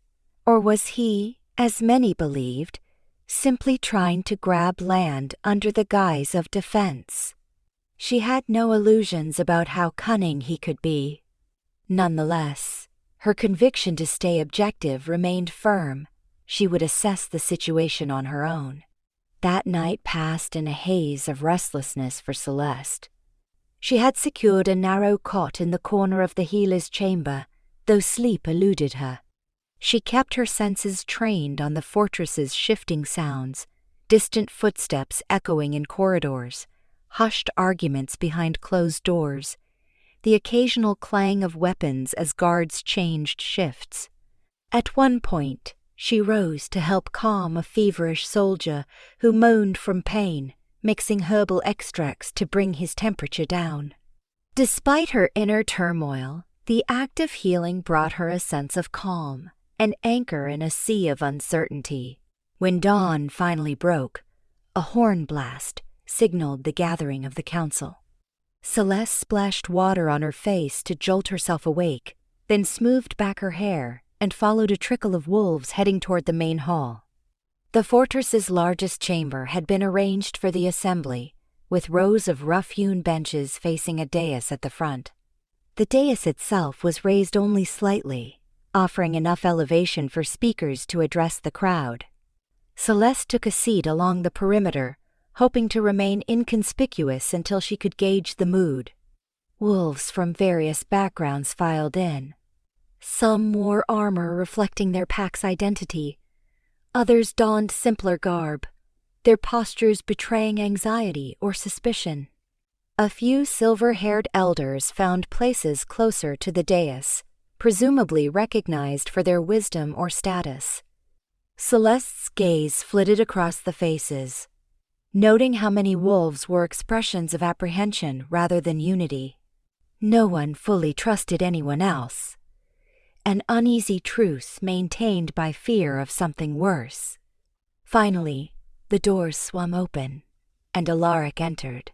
He stood taller than most, shoulders broad with the weight of command. His hair, raven black, brushed the collar of a formal tunic embroidered with the Nightfall sigil. Though Celeste felt her heart lurch at the sight of him, she immediately noted subtle changes since that night of rejection. There were new lines around his eyes, a tension in his brow that suggested sleepless nights and burdensome decisions. He surveyed the assembled wolves with a practiced air of authority, though Celeste caught the fleeting flicker of weariness beneath his composure. Gareth flanked him, along with other Nightfall advisors, but Alaric alone stepped onto the dais. The chamber quieted. Celeste tucked herself behind a group of onlookers, determined to observe him without being observed first. Her pulse beat a steady, anxious rhythm. "Thank you all for coming," Alaric began, projecting his voice through the hall. "We stand at a critical juncture for every pack in this region. Those who have followed recent events know we are threatened by forces beyond our borders, rogue clans, mercenaries, and potentially even alliances among the northern packs determined to weaken us. We have already endured raids on our supply lines. Borders are no longer safe." A ripple of low muttering traveled through the crowd. Celeste noticed a few wolves exchanging grim looks. Alaric continued, "I propose that we unify under a single accord, a pact of mutual defense. I have no desire to trample on your sovereignty. My intent is to ensure that, if one territory is attacked, we all respond. We will pool our resources, share intelligence, and stand as one. If we fail to create a united front, we risk being overrun." An elder from another pack rose, voice quavering with suppressed tension. "And what guarantee do we have that you will not turn this alliance into Nightfall supremacy once the threat passes? Your pack is the largest. You have the resources and leadership. Some say you aim to become a high king of sorts, ruling all smaller packs through intimidation." Alaric's jaw tightened. He spread his hands, as if striving for transparency. "I cannot erase suspicion built on old rivalries, but I vow that any agreements we forge will be overseen by a council representing every pack that joins. Nightfall wants alliances, not vassals." An immediate outcry erupted among certain delegates, some claiming that was easy to say, but harder to trust. Others nodded in cautious agreement with Alaric's approach. Celeste could feel the tension in the chamber ratcheting upward. She took a small breath, forcing herself to remain calm. The swirl of voices echoed from the vaulted ceilings, creating a cacophony of arguments, accusations, and counter-arguments. In the midst of the uproar, Alaric raised his voice to restore order. "If we do not unify," he warned, "we will face these adversaries alone, picking us off one by one. Anyone who believes they can survive in isolation is either naive or reckless. We must stand together or face Cabaret. Ruin." The debate raged on. Representatives from minor enclaves demanded guaranteed aid in times of famine. Others pointed to specific border conflicts that needed immediate solutions. Celeste watched Alaric carefully, noting how he responded to each point with measured deliberation. His leadership style, once so assured and unyielding, now seemed tempered by caution, perhaps even regret. He navigated hostility and suspicion with a certain humility that contrasted with the arrogant alpha she remembered. As the discussions reached a fever pitch, Gareth stepped forward, calling for calm. "We have extended invitations to all neutral healers and advisors who can help facilitate a fair accord," he said. "Some are among us now." At that, a few pairs of eyes flicked to Celeste's corner. The crowd parted slightly, and Celeste found herself under a spotlight of attention. Alaric's gaze came to her, and she felt the impact like a jolt of electricity. For a moment, the noise of the hall faded to a dull roar in her ears. His eyes widened, clearly unprepared to see her here. The flicker of recognition, the shock, the guilt that warred with his composure, she read each emotion in an instant. Celeste's heart hammered uncomfortably, but she refused to shrink away. Abruptly, the elder who had questioned Alaric earlier seized the opportunity. He pointed at Celeste. "A neutral healer?" The elder's tone dripped skepticism. She hardly looks like a typical envoy. Why should we care about her stance? Before Celeste could speak, Bryn rose from among the crowd. Because she has tended to many wounded wolves in the outlying regions, Bryn declared, voice steady with conviction. She's recognized among independent communities as a capable, compassionate healer. She has no ties to any pack's leadership or political ambition. If we want true neutrality, we have it in her. Celeste felt a wave of mixed gratitude and apprehension. She had hoped to remain unnoticed until she decided whether to speak, but she sensed that moment had passed. The elders and delegates turned expectant gazes on her. On the dais, Alaric watched with an expression she could only interpret as longing, mixed with regret. He did not interrupt, as though giving her the space to address the assembly. Stepping forward, Celeste removed her hood, revealing her face fully. A faint collective hush fell. She cleared her throat, choosing her words carefully. I come from a small cottage, far from any formal pack structures, she began, voice echoing through the silent hall. I've seen travelers, both nightfall and otherwise, arrive at my door, wounded or sick. Many times the conflicts that caused their harm were avoidable, fueled by mistrust and aggression on all sides. I am not here to take a side in a war, but to urge that if unity is truly your aim, focus on defending the innocent rather than consolidating power. A slight murmur rippled among the delegates. She continued, summoning the inner resolve that had blossomed during her exile. I do not claim to know the intricacies of each territory's politics, but I can tell you this. If blood is shed recklessly, if leaders let their pride overshadow their responsibility to protect lives, then everything you hope to build here will be in vain. War does not discriminate. It will devour your resources, your run, families, your future. She paused, voice tightening. I've already seen its early victims, lying feverish in my own bed while I tried to patch them up. I ask you to consider whether forging an alliance might be the only way to prevent this region from plunging into chaos. Oh, her words hung in the air. And for a moment, no one spoke. Then a subdued applause started from somewhere near the back, growing in strength as more wolves recognized the sense in her caution. Celeste lowered her gaze, feeling the intensity of so many stares. It was not a stirring battle cry, but a plea for rationality. She wondered if that plea would be enough. Alaric cleared his throat, drawing attention back to him. His tone was measured, as though he too walked a line between personal sentiment and leadership. You hear it plainly, he said. We must set aside old grievances or risk condemning ourselves to a future of bloodshed. My promise stands. If we unite, Nightfall will treat each pack's autonomy with respect. The day wore on with more debates, drafting of proposed terms, and attempts to shape a mutual defense treaty. At intervals, the hall erupted in heated arguments, yet Celeste noticed that some hostility had softened in the wake of her words. Each time a fractious discussion threatened to descend into chaos, eyes flicked toward her as if seeking reassurance.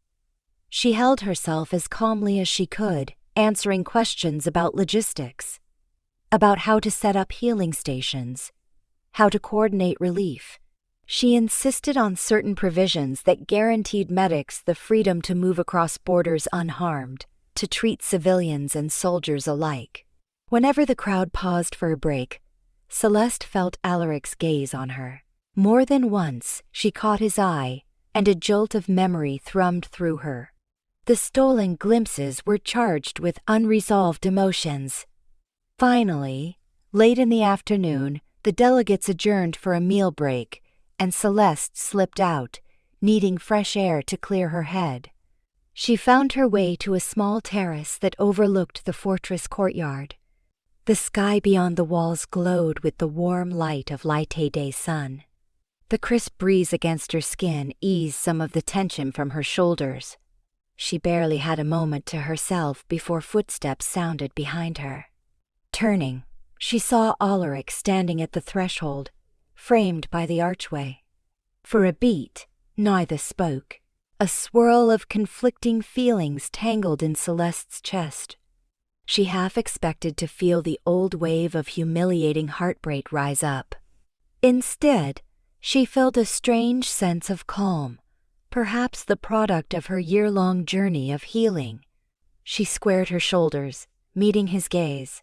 "Celeste," he said softly, taking a hesitant step forward. I never imagined seeing you here. When I sent Gareth to seek help, I had no idea that you were this same healer everyone spoke of." She regarded him in silence. He looked changed, more subdued, lines of worry carving shadows beneath his eyes. Yet his posture still bore the mantle of leadership, that undeniable aura of the alpha. "I didn't come for your sake," she said evenly. "I came because there are wolves in danger, wolves who need someone to stand for them. My personal feelings about Nightfall remain complicated." He lowered his gaze, nodding slowly. The tension in the air between them was palpable, thick with memories. "I deserve your distrust," he said, swallowing. "When I rejected you." He paused, as though the word tasted bitter on his tongue. "It was a grave mistake, one that haunts me." She exhaled slowly, fighting the rush of old wounds. "Mistake or not, you made it in front of the entire pack. You chose politics over a bond the moon goddess gave us. That speaks volumes." A flicker of pain crossed his features, and he turned to look out over the fortress walls. Below, in the courtyard, delegates and soldiers mingled, the sense of urgency never far away. "I have asked myself 1,000 times what would have happened if I had accepted the bond," he murmured, voice thick with regret. "I thought I was doing what was best for the pack, forging alliances through strategic marriage, but every alliance slipped away or backfired, and in the meantime, the region became more fractured. My choices did not stop war from coming closer. They may have even hastened it." Celeste folded her arms, torn between compassion and a residual anger. "You speak of regret now because you stand on the brink of war," she said softly. "Is that truly why you regret it, or is it because you realize the mate bond had a significance you overlooked?" His eyes flicked back to her, and in them she saw a torment that appeared genuine. "I know how it must look," he admitted, voice shaking slightly. "But believe me when I say that my regret for hurting you goes beyond political failures. For a long time, my pride blinded me to what the moon goddess had given us. In the time since you left, I felt your absence as a constant ache. You were gone, yet I could sense that you still existed somewhere, far from my reach. No alliance I tried to form, no negotiation I attempted, replaced that empty space inside me." She swallowed, unsettled by the vulnerability in his words. This was not the same Alpha who had stood so arrogantly on the dais that night. Still, she did not let her guard down. "The damage is done," she said. "I've made my life without you. I've discovered my own strength, my own purpose. I did not come here to mend what's broken between us. I came to save lives." A faint sheen of moisture glimmered in Alaric's eyes, though he blinked it away. "I understand," he murmured. "But if there is any hope for redemption, any chance I can right the wrong I committed, I ask you to let me try. At the very least, let me thank you for standing with my pack in this hour of need." even though I gave you every reason to despise us." Celeste was silent for a long moment, the wind tugging strands of hair across her face. She searched his expression, recalling how differently she might have acted a year ago, when heartbreak reigned supreme in her soul. Now, though anger still simmered, she realized she was stronger than the need to keep punishing him. "War is at our doorstep," she said, voice calmer than she expected. "Focus your energy on protecting your people. If you truly want to make amends, show me through your actions, not just your words. Prove that you've learned from your errors." Relief and sorrow battled on his features. He bowed his head slightly, acknowledging her terms. "I will do my best," he said, a faint tremor lacing his tone. "Thank you for hearing me out." She said nothing in return, only turned to gaze at the horizon. The moment felt suspended in time, an intersection of past and future. They stood side by side, a fragile, unspoken truce shimmering between them.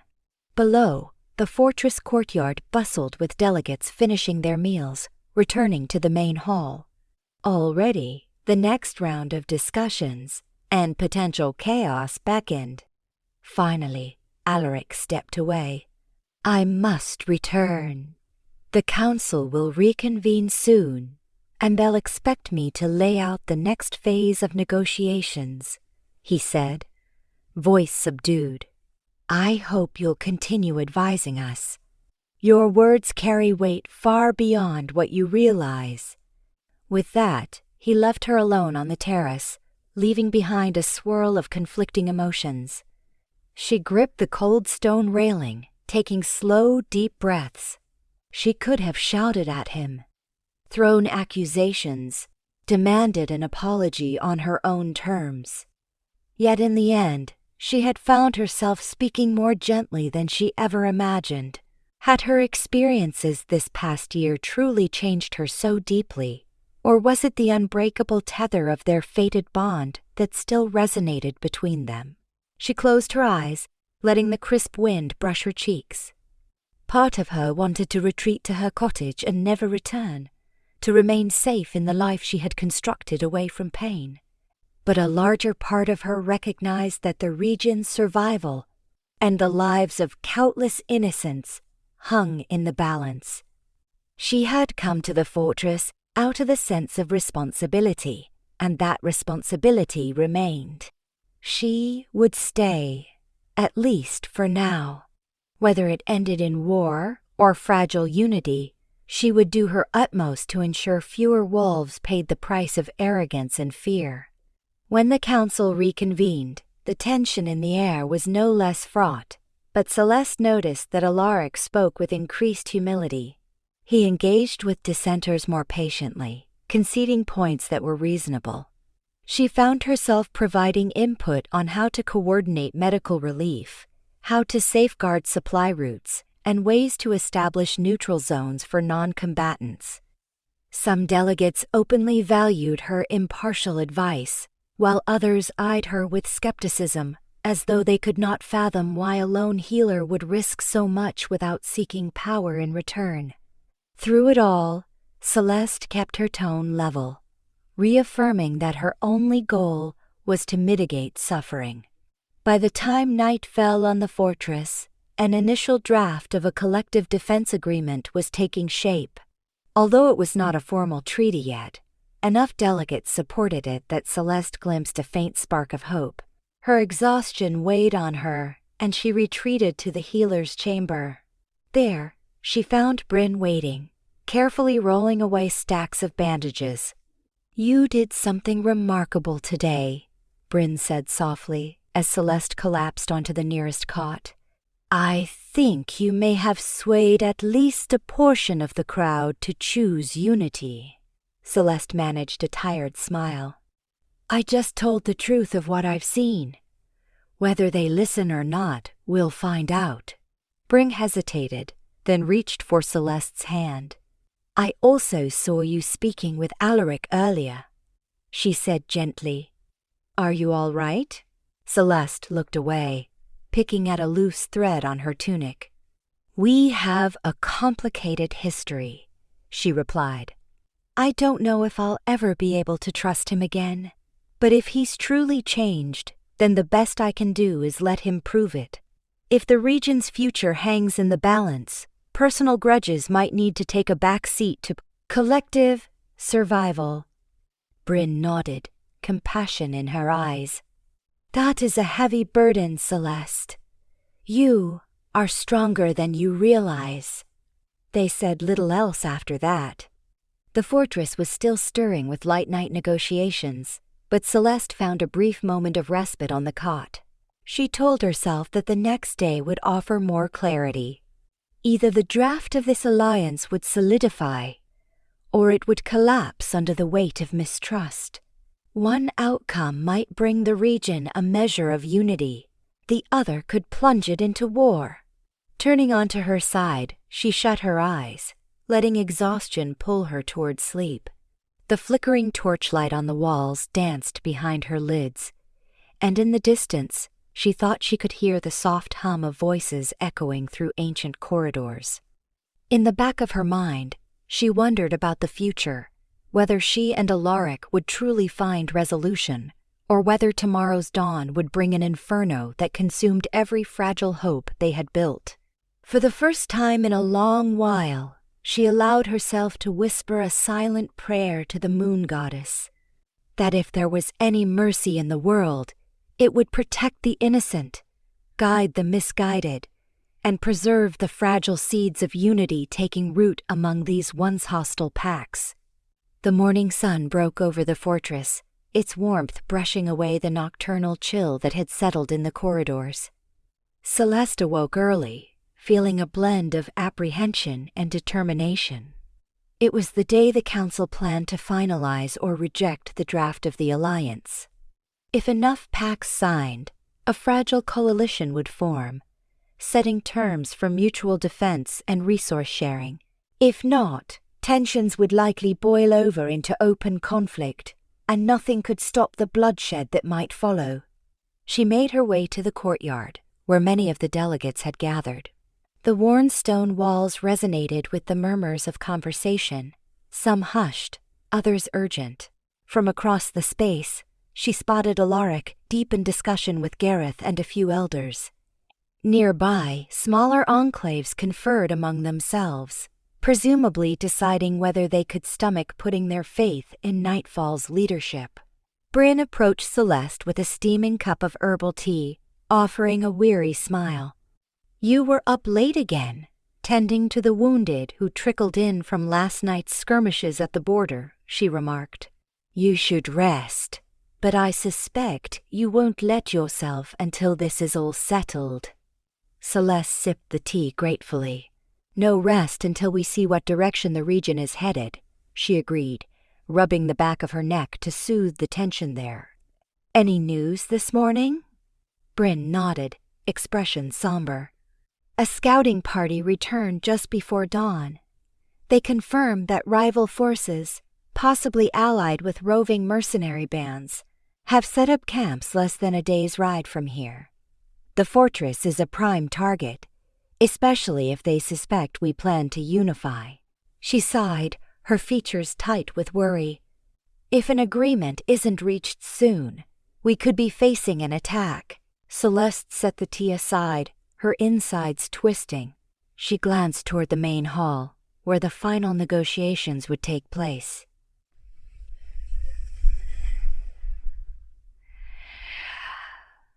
"Then we must push for an accord now, before violence spreads." When the delegates gathered in the hall, the atmosphere vibrated with tension. Expressions ranged from wary optimism to outright hostility. Seated on the dais were Alaric and a handful of recognized leaders from different packs.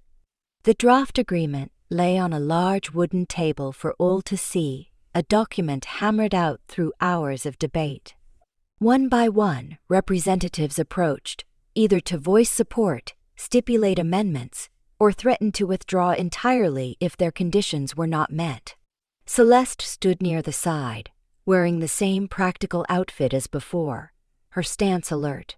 During a lull in the uproar, an emissary from a smaller mountain pack rose.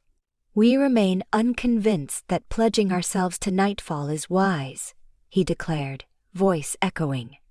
Alaric's track record of seeking mate bonds for political gain is rumored far and wide. How are we to trust that once we sign this accord, we won't become pawns in some grander scheme? An undercurrent of murmured agreement threaded through the crowd. Alaric's jaw hardened, but he spoke firmly. "I acknowledge that my approach to alliances in the past was misguided. I can only ask you to judge me on the terms presented here. The power in this alliance lies in its collective nature. No single pack would hold full control." The emissary still looked uncertain, but Celeste could see a flicker of consideration in his eyes. Another delegate, a female elder, added, "We do not have time for endless suspicion. The threat is immediate. If we fail to unify now, we risk letting these outside forces ravage our lands one by one." The volume of discussion grew. Some older packs announced their willingness to sign under specific terms, such as rotational leadership councils and shared jurisdiction over major decisions. Others demanded immediate support in shoring up border defenses. Celeste recognized the fractious nature of such alliances. Everyone wanted assurances before risking themselves. She found herself stepping forward, once more compelled to speak in the midst of swirling arguments. "Listen to yourselves," she said clearly, and a hush fell as heads turned her way. "You are right to be cautious. No one should sign away freedom without thought. But how can we ignore that enemies have already gathered near our doorstep? If we do not join forces, we hand them a victory.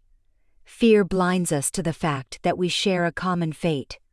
Whether you like it or not, our survival may depend on forging this coalition." Her words carried weight, and a subdued wave of agreement swept the hall. Several delegates exchanged pensive looks. Alaric glanced at her with gratitude and something deeper, an unspoken acknowledgement that her voice might be pivotal where his had failed to persuade. Yet even as the final negotiations seemed to move toward a fragile consensus, a thunderous crash sounded from the courtyard. The entire hall froze, hearts pounding in unison. A sentinel burst through the large double doors, breathless. "We are under attack," he gasped, panic in his eyes. "A column of armed rogues, possibly allied with the northern packs, is charging the outer walls. They have siege equipment." The delegates erupted into alarm. In seconds, the hall turned chaotic as wolves scrambled to grab weapons, form defensive lines, or flee to safer rooms. Alaric, face set in grim determination, barked orders for nightfall soldiers to man the ramparts. Other packs, uncertain yet alarmed, wavered in confusion. Some spat that this was precisely why they feared gathering in one place. Others rallied to defend the fortress, unwilling to yield so easily. Celeste's heart hammered, but she forced herself to stay calm. War had arrived at the fortress far sooner than expected. She quickly found Bryn, who looked pale but resolute. "Set up a triage area in the healer's chamber," Celeste told her. "I'll gather medical supplies. We'll need to treat the wounded as they come." As wolves dashed in all directions, Celeste and Bryn rushed back to their makeshift infirmary. The building vibrated with the booming of distant impacts, likely catapults or improvised battering rams. Shouts carried through stone corridors, fueling the sense of impending crisis. Once in the chamber, Celeste snatched up bandages, jars of salves, and her entire stock of antiseptic solutions. Bryn organized the cots, clearing space for what they both knew would be a surge of injured wolves. Moments later, the first wounded soldier stumbled in, a deep gash streaking across his thigh. Behind him came a second, limping from an apparent arrow wound. Celeste directed them to lie down and began working with relentless focus, her world narrowing to the immediate tasks. Stanch the bleeding, clean the wounds, administer pain relief. Each muffled explosion from outside jarred her, but she forced herself not to panic. She was a healer, and the fortress needed her. As more injured poured in, some accompanied by frantic medics from other packs, the grim reality of open warfare settled over them. Bruises, broken bones, slashes from swords, even burns from flaming projectiles. Celeste and Bryn worked shoulder to shoulder, trying to keep up. Despite her best attempts to maintain composure, Celeste felt her anger and sorrow rising. The region's petty grudges had culminated in this carnage. How many more had to suffer? In a brief lull, Celeste dashed out to a courtyard corridor, hoping to find more clean water. She found the fortress abuzz with chaos. Archers lined the battlements, launching volleys at the attackers below. Smoke drifted through the air, mingling with the acrid scent of fear. Soldiers from different packs, some who had moments ago argued in the hall, now fought side by side to defend the walls. At least in the face of immediate threat, they displayed unity born of necessity. Turning a corner, Celeste almost collided with Alaric. He clutched a bloodied sword, his chest heaving. Armor strapped across his torso bore fresh dents and scratches. Their eyes locked for an instant, the swirl of chaos around them intensifying. Then he caught her arm. "Are you safe?" he demanded, panting. "I'm fine," she managed, breath hitching. "We're tending to the wounded, but supplies are running low. What's the situation outside?" His expression was grim. "The enemy attacked swiftly, with more numbers than we anticipated. We've managed to hold them off for now, but our archers say they're setting up siege towers. If they breach the walls, the fighting will move into the courtyard curd." He swallowed, his gaze flicking toward the corridor leading to the healer's chamber. "Keep those you can safe. If the fortress falls, retreat to the inner rooms." She nodded, swallowing a lump of dread. "We might not have enough bandages.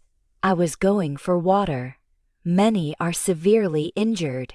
Alaric glanced down at a wound across his forearm, bleeding, though not profusely. "But—" he brushed it off. "I'll station a guard near the infirmary with extra supplies." "Celeste." He paused, voice catching. "Thank you. Without your presence, this fortress would have fallen into disarray already." She stiffened, forcing herself to remain focused. "Save the gratitude for when this is over," she said softly. "We both have work to do." With a curt nod, he dashed off, presumably heading back to the ramparts. Celeste inhaled shakily, then continued her search for clean water.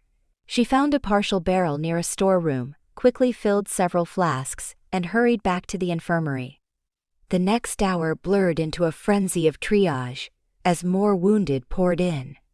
The fortress walls groaned under the assault, each reverberation signaling the potential arrival of more patients.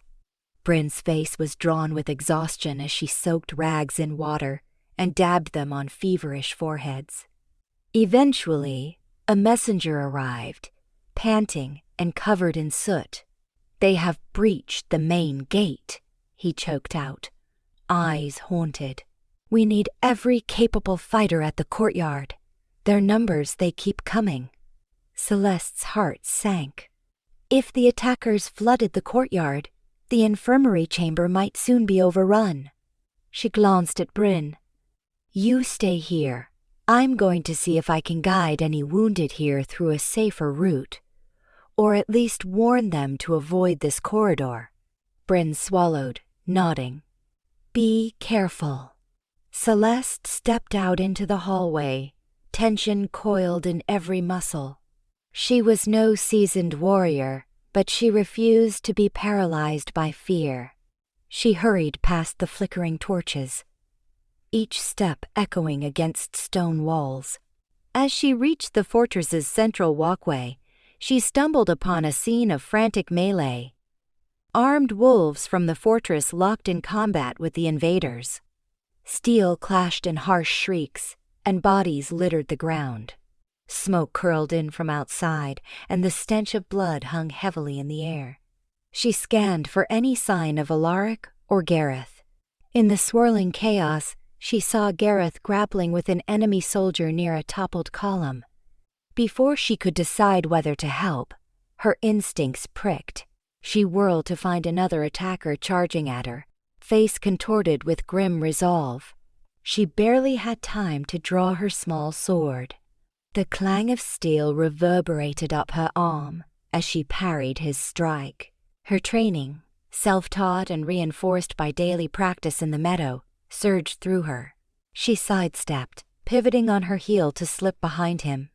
He snarled, swinging again, but her reflexes kept her just beyond his blade. She slashed at his shoulder, forcing him back. The fight felt surreal. She had never faced lethal combat so close. The man lunged once more, but this time, her training paid off. She twisted, slamming the pommel of her sword into his temple. He crumpled to the stone floor, unconscious or close enough to it. Panting, Celeste stood over him, adrenaline surging. She could not waste time. She rushed onward, scanning for more wounded. Seeing a young soldier collapsed against a pillar, she stooped to check his pulse. He was alive, but barely, a spear wound in his side. Gritting her teeth, she tried to haul him upright. His gasps for air rattled in his lungs. "Hang on," she murmured, tugging him to a side corridor that led back toward the infirmary. "You'll make it." Another soldier, presumably from the fortress guards, appeared and helped carry the wounded man. Together they ushered him into the corridor. The guard stayed behind to protect that path, while Celeste returned to the courtyard's edge. Her chest tightened as she saw the gates were indeed smashed open. More enemies poured in, some carrying torches. She glimpsed Alaric, sword gleaming, standing amid a knot of defenders. By the look of it, they were outnumbered. Her wolf surged with alarm. "Hold this line," Alaric shouted, voice cutting through the din. Then he spotted Celeste and froze for a split second. Their eyes met. Panic flickered in his gaze, perhaps fear for her safety. He motioned to her, clearly wanting her to stay back. But she refused to cower. Instead, she moved to help a wounded fighter who had toppled behind a half-collapsed column. Just then, a deafening crash thundered through the courtyard. One of the enemy's siege towers had rolled up to the fortress wall, disgorging more attackers onto the battlements. The defenders on the ramparts were forced to fight on two fronts. Dazed, Celeste shielded her eyes from the swirling dust. She heard Alaric's voice again, calling for reinforcements, for archers to flank the intruders. The once stable fortress was rapidly turning into a slaughterhouse.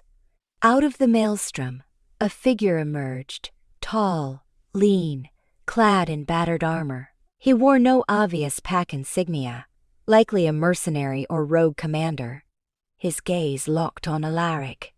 With a guttural war cry, he lunged forward, blade raised high. Alaric met him blow for blow, steel ringing with each strike. Their clash was savage, each trying to force the other into a fatal slip. Even as Celeste knelt to check a dying soldier's pulse, she could not tear her gaze from their battle. Alaric's face glistened with sweat, his teeth bared in exertion. The mercenary fought with uncanny speed.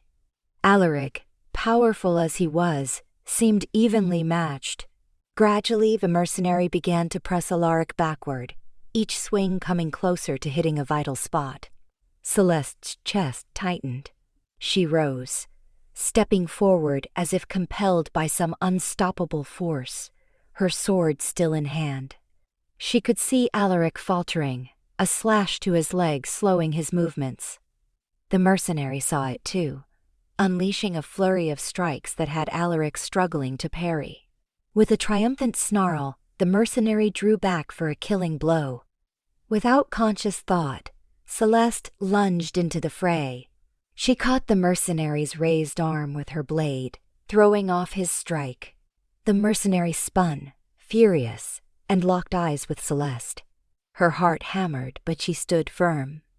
A savage backhand from the man knocked her to her knees, the impact jarring her vision. But she refused to yield. As he lifted his weapon for a second attack, Alaric found an opening, slashing upward with his sword. His strike bit into the mercenary's side, making the man howl in pain. The mercenary staggered, dropping to one knee. Together, Celeste and Alaric managed a final coordinated blow that left the mercenary sprawled motionless on the courtyard floor. Chest heaving, Celeste stared at the fallen warrior, disbelief coursing through her veins. Alaric dropped to one knee beside her, gripping her shoulder. "Are you hurt?" he demanded, voice hoarse. Her cheek throbbed where the mercenary's gauntlet had slammed into her, but otherwise she felt only minor scrapes. "I'm fine," she breathed. She glanced at his leg wound, blood staining his armor. "You're bleeding badly." He shook his head, pressing a hand over the cut. "I'll survive. We still have enemies to drive out." All around them, the courtyard was pandemonium. But the tide of the battle had turned slightly in the defenders' favor. The mercenary commander's death seemed to shake his followers' resolve, and more defenders poured in from the keep. Swiftly, the intruders found themselves surrounded, with diminishing lines of retreat.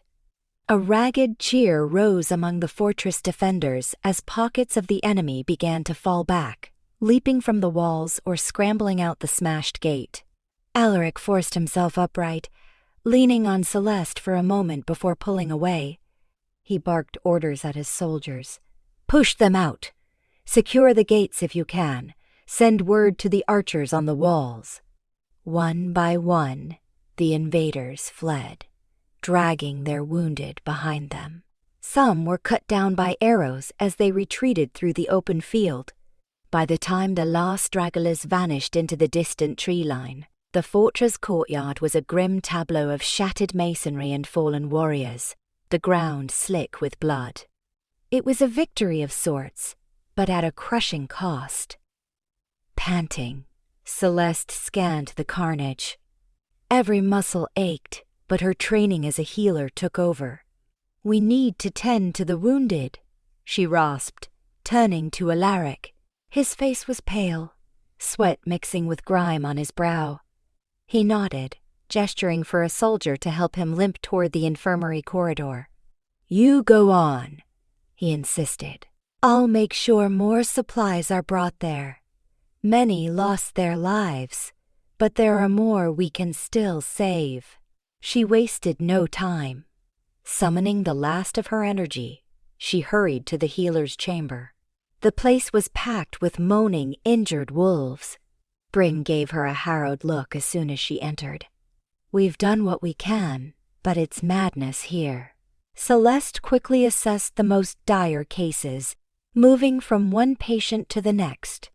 She worked with an almost mechanical detachment, ignoring her own bruises. Time blurred as she stitched wounds, administered medicines, and offered quiet words of reassurance to the dying. Outside, the clang of repairs continued well into the evening. Makeshift barricades at the gates, the sobering process of gathering the dead. At intervals, exhausted volunteers brought in fresh water or hastily prepared meals for the doctors, encouraging them to eat. Celeste and Bryn took minimal breaks, the weight of so much suffering driving them to keep going. Night fell at last, cold and quiet, save for the pained groans of the survivors. Fewer and fewer new casualties arrived. By midnight, Celeste found herself tending to Alaric's wound in a corner of the infirmary, her hands shaking from fatigue. He had waited until the worst cases were seen first, refusing treatment until his people were tended. Now he leaned against the wall, face tight with pain. "Thank you for stepping in," he managed, breathing through the sting as she cleaned and bound his laceration. "You saved my life." She avoided meeting his gaze, pressing gauze to the wound. "I did what any packmate would do for another," she said, voice clipped, then caught herself. "I mean, what any decent person would do for someone in danger." Alaric's lips quirked in a rueful half-smile. "I suppose that is what you do. Protect those who need it, no matter how they wronged you in the past." He closed his eyes, exhaling shakily. "I am grateful, regardless." Celeste tore a strip of bandage carefully, thoughts swirling. Despite her anger at him, she could not deny that seeing him nearly lose his life on the battlefield had rattled her. She had intervened on instinct, yes, but also because some part of her refused to watch him die. She forced that realization aside, focusing on finishing the wrap. "There," she murmured. "It should heal well if you rest and keep it clean." He nodded, wincing as he stood. "We must see to it that an attack like this does not happen again." The fortress held, but the costume. He trailed off, looking around at the wounded crammed into the chamber. Grief tugged at Celeste's heart. "So many died," she said quietly. "And for what?" If this alliance had been sealed sooner, maybe it could have prevented some of this.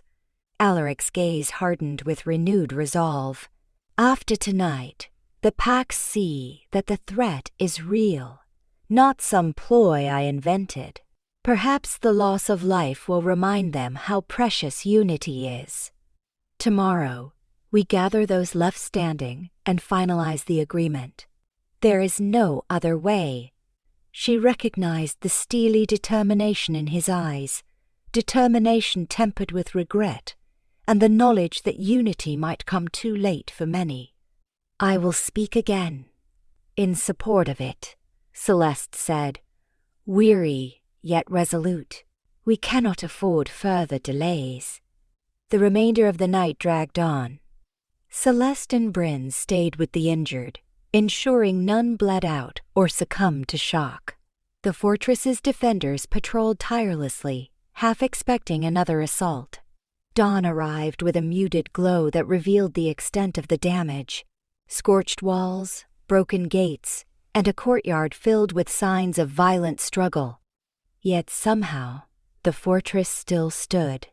Despite the exhaustion, the delegates who survived gathered again in the main hall, this time under the shadow of fresh tragedy.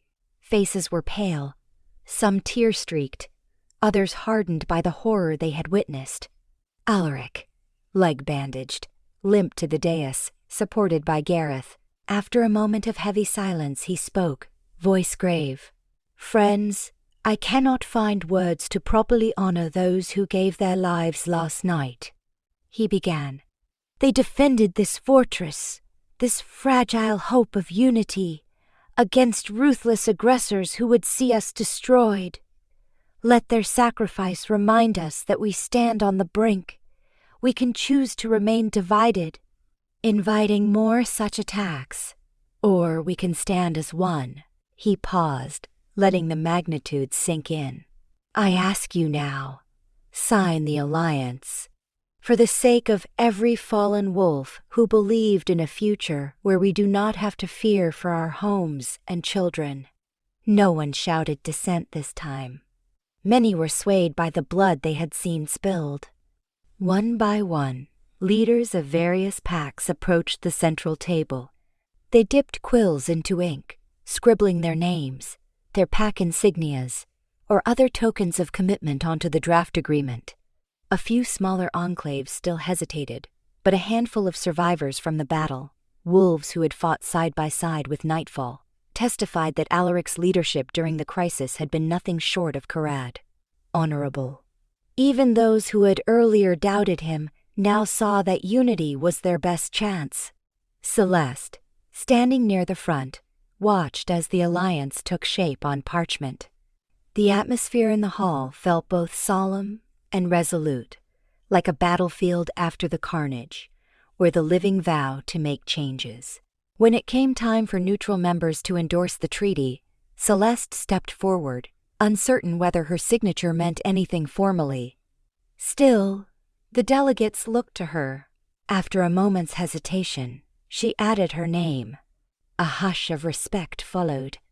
She had no official rank, but her moral authority, earned by risking her life and by healing so many, carried weight. As the lost enclaves came forward to sign, Alaric turned to Celeste. Their eyes met, and she caught a flicker of profound gratitude in his expression. With a shaky breath, she offered the barest of smiles, acknowledging that at least for now, their region had a fighting chance to survive. There would still be more battles. Those mercenary forces might return with reinforcements. The northern packs might yet launch an invasion. But under this alliance, there was a plan for defense, for resource sharing, for a shared future that transcended petty rivalries. In the aftermath of the signing, the whole erupted into discussions on how to coordinate next steps. Scouts needed to be dispatched, supply lines fortified, watchtowers built at strategic points. Celeste bowed out of those details, recognizing that her role as a healer was more urgent. With the immediate war threat subdued, she focused on the wounded. The fortress became a bustling command center, but also a refuge where travelers, refugees, and allied packs came seeking help. Over the following days, an unspoken understanding settled between her and Alaric. They both had tasks too important to be overshadowed by personal questions. He managed the newly formed coalition, forging strategies with the other leaders. She managed the infirmary, organizing volunteers to treat a steady stream of new patients, some from distant skirmishes. At times their gazes would cross in the corridor, and a silent tide of memory would pass between them, but neither pursued that unresolved thread. 1 week after the fateful battle, a gathering was held in the fortress courtyard to honor the fallen. Torches burned in a ring around a memorial marked by stones from the damaged walls. Wolves from various packs, once strangers or even enemies, stood side by side, heads bowed in shared grief. Celeste wore a simple dark cloak, standing near Bryn and the other healers. Alaric stood on the opposite side, surrounded by his advisors. He cast Celeste a lingering look, but the solemnity of the moment kept them apart. Later that night, Celeste found herself unable to sleep. She wandered through the dim corridors, coming at last to the battered courtyard. Most torches had burned low, leaving flickering points of light dancing on the ancient stones. The memorial sat quietly, a testament to the cost of war. Celeste closed her eyes, exhaling a shaky breath, letting the sorrow she had suppressed fill her chest. She felt the presence of someone behind her, and turned to see Alaric, limping slightly as he walked. They stood in silence, the night air thick with unspoken thoughts. After a moment, Alaric spoke, voice low and tinged with grief. "I used to think being alpha meant always appearing invincible," he said. "That night I rejected you. I believed the pack needed me to be practical above all else, that I had no room for fate or emotion. Now I see how wrong I was. Pride and fear drove me to cast aside the moon goddess's gift." Celeste studied him, arms folded. She said nothing yet, sensing he needed to empty his heart. "I still do not fully comprehend the mysteries of the mate bond," Alaric continued, shoulders slumped. "But I know I lost something irreplaceable when I publicly humiliated you. Yes, we have forged an alliance, and perhaps we'll bring peace to this region. But every time I think of the life we might have shared if I had not been so blinded, it hurts in ways I cannot put into words. Quietly, Celeste let her guard down enough to acknowledge the empathy that flickered inside her. She recalled her own heartbreak, how it had seared through her soul. "I will not lie," she said, voice hushed. "Your rejection broke me, but it also made me discover who I was without you. It taught me to rely on my own strength. For that I learned to stand tall, even in adversity." Alaric nodded slowly, looking pained yet accepting. "I see that strength now. The Regent sees it. You have become the Luna we needed, even without wearing the title." Her heart twisted at the word Luna. She remembered the ceremony night, how it felt to stand under the moon's light, believing she was stepping into her divine destiny. "Those old wounds do not vanish simply because time has passed," she said, voice trembling slightly. "But perhaps they can heal. Healing is what I do, after all." His gaze sparked with tentative hope. "I will do anything to earn your forgiveness, to show you I have changed. If it takes a lifetime to prove it, I will." She stared at him for a long moment, searching his expression. She sensed sincerity in his tone, a genuine desire to atone. Memories flashed, his strong figure on the dais, rejecting her in a ring of torches, his exhausted form leaning on her for support after the battle. Both images overlapped, forging a complex tapestry of bitterness and compassion. "I cannot promise anything," she said at last, voice soft. "But perhaps we can walk forward together, step by step, and see what the future holds." Relief washed over Alaric's features, though he remained solemn. "That is more than I deserve." She shook her head, stepping closer to him by a fraction. "The bond between us was meant for a purpose. Despite everything, that bond has steered both our fates. Maybe the moon goddess saw that we needed trials to break our pride, to teach us humility before we could truly understand each other." He lifted a hand, hesitating before gently brushing his fingertips over her cheek, an unspoken question. She allowed it, feeling a swirl of old emotions and new possibilities. The courtyard, once a place of fear and conflict, now felt like a quiet confessional. "Celeste," he murmured, "whatever role you choose, whether as a healer in the meadow or a Luna in nightfall, I will honor you this time. This war is not over, but with you by my side, we have a chance to protect every innocent life." She inclined her head, acknowledging the tender vow in his voice.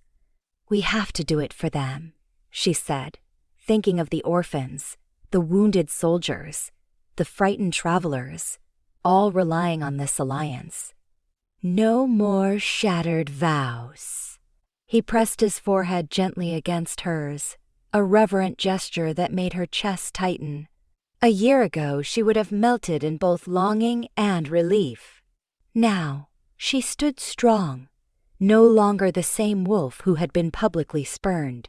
Her acceptance of his closeness came from a place of cautious hope, underpinned by the knowledge that she would never again base her entire worth on someone else's validation. They stood in that silent promise for a moment longer, the night sky above them dotted with countless stars. The fortress, scarred from the recent battle, nonetheless sheltered them, a symbol of survival against the odds. Neither illusions nor naive dreams clouded Celeste's mind. She knew their path remained fraught with challenges, that the war's looming threat demanded vigilant unity among the newly allied packs. But standing with Alaric under the watchful moon, she felt the stir of a different kind of hope, one built on shared pain, mutual respect, and an unspoken desire to forge a better tomorrow. In the days that followed, the alliance slowly established its foothold. Scouts confirmed that the rogue forces had retreated to regroup. In response, Nightfall and its allies fortified the borders, set up sentinel posts, and designated the fortress as a permanent council ground. Celeste, recognized by all as a central figure in bridging old hostilities, oversaw the development of mobile healing units. She trained volunteers from multiple packs, ensuring that the ideals of compassion extended across the region. Each day, she and Alaric worked in tandem, though they rarely had private time amid the swirling demands of leadership and war preparation. When they did find moments alone, perhaps on a walk along the fortress ramparts at dusk, or exchanging quiet words in the infirmary at daybreak, there was a gravity to their closeness. They danced around the fragile possibility of rekindling the mate bond. She neither gave nor denied him permission to hope, letting the slow burn of second chances take shape on its own terms. He, for his part, respected her boundaries, always mindful of the deep wound he had once inflicted. And bit by bit, a tenuous kind of understanding flourished between them, rooted in the knowledge that they had both been forced to grow. As the region began to heal from its immediate crisis, word spread of Celeste's healing prowess. Wolves from distant territories arrived with offerings, desperate for her cures, but also curious about the rumored Luna who had been rejected and yet now stood beside the Alpha who once dismissed her. Some whispered that the moon goddess's plan was more intricate than any mortal could comprehend. Others speculated that Celeste's choice to remain independent for so long had been the true forging of her destiny. She simply continued her work, caring little for idle gossip.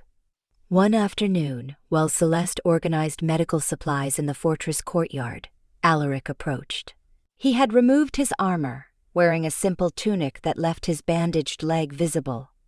The wound was healing well, thanks to her skill. "I'm heading out with a scouting party," he announced, softly. "We're verifying new reports of an enemy encampment near the southern pass.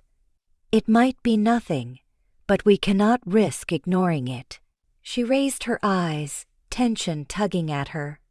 "Be careful," she said, aware that the southern pass was a known hotspot for ambushes.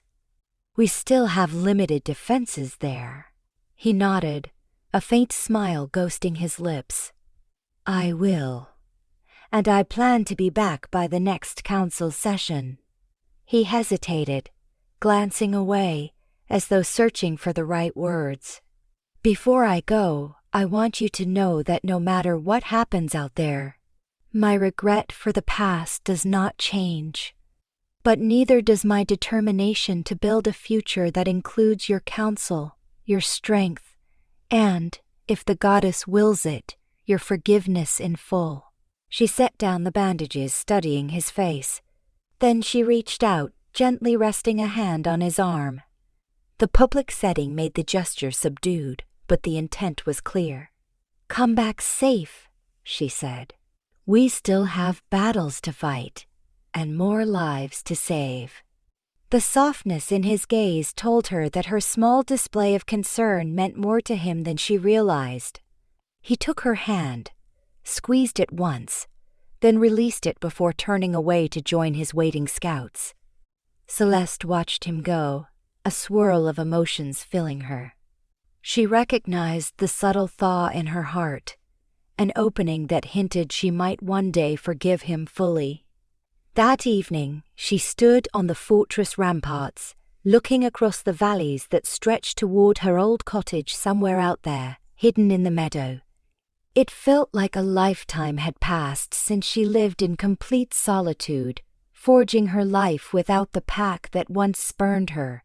Now, ironically, she stood on the precipice of becoming part of a broader unity, perhaps even stepping toward the role of Luna, if she chose to embrace it. A gentle breeze ruffled her hair, carrying the faint scent of pine and possibility. She let her gaze drift to the twilight sky, the first star glimmering overhead, Maybe the path she walked had been ordained by the moon goddess from the start, forcing her to learn independence and compassion on her own terms before returning to face Alaric. She exhaled, feeling the crisp night air fill her lungs.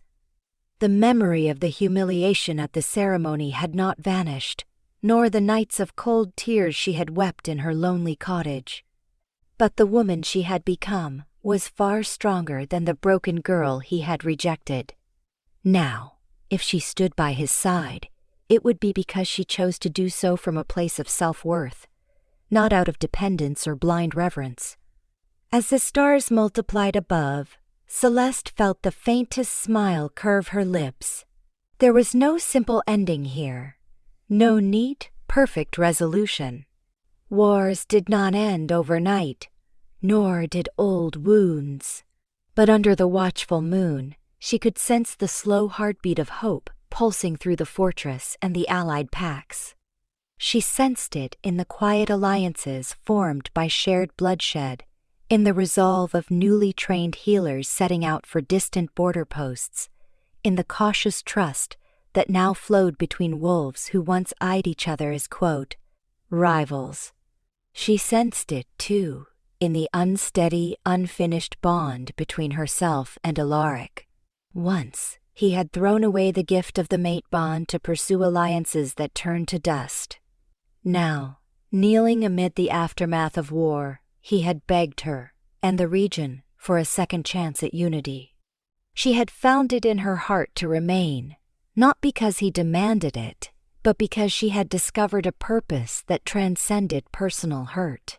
The shared cause of protecting the innocent forged a new path for them both.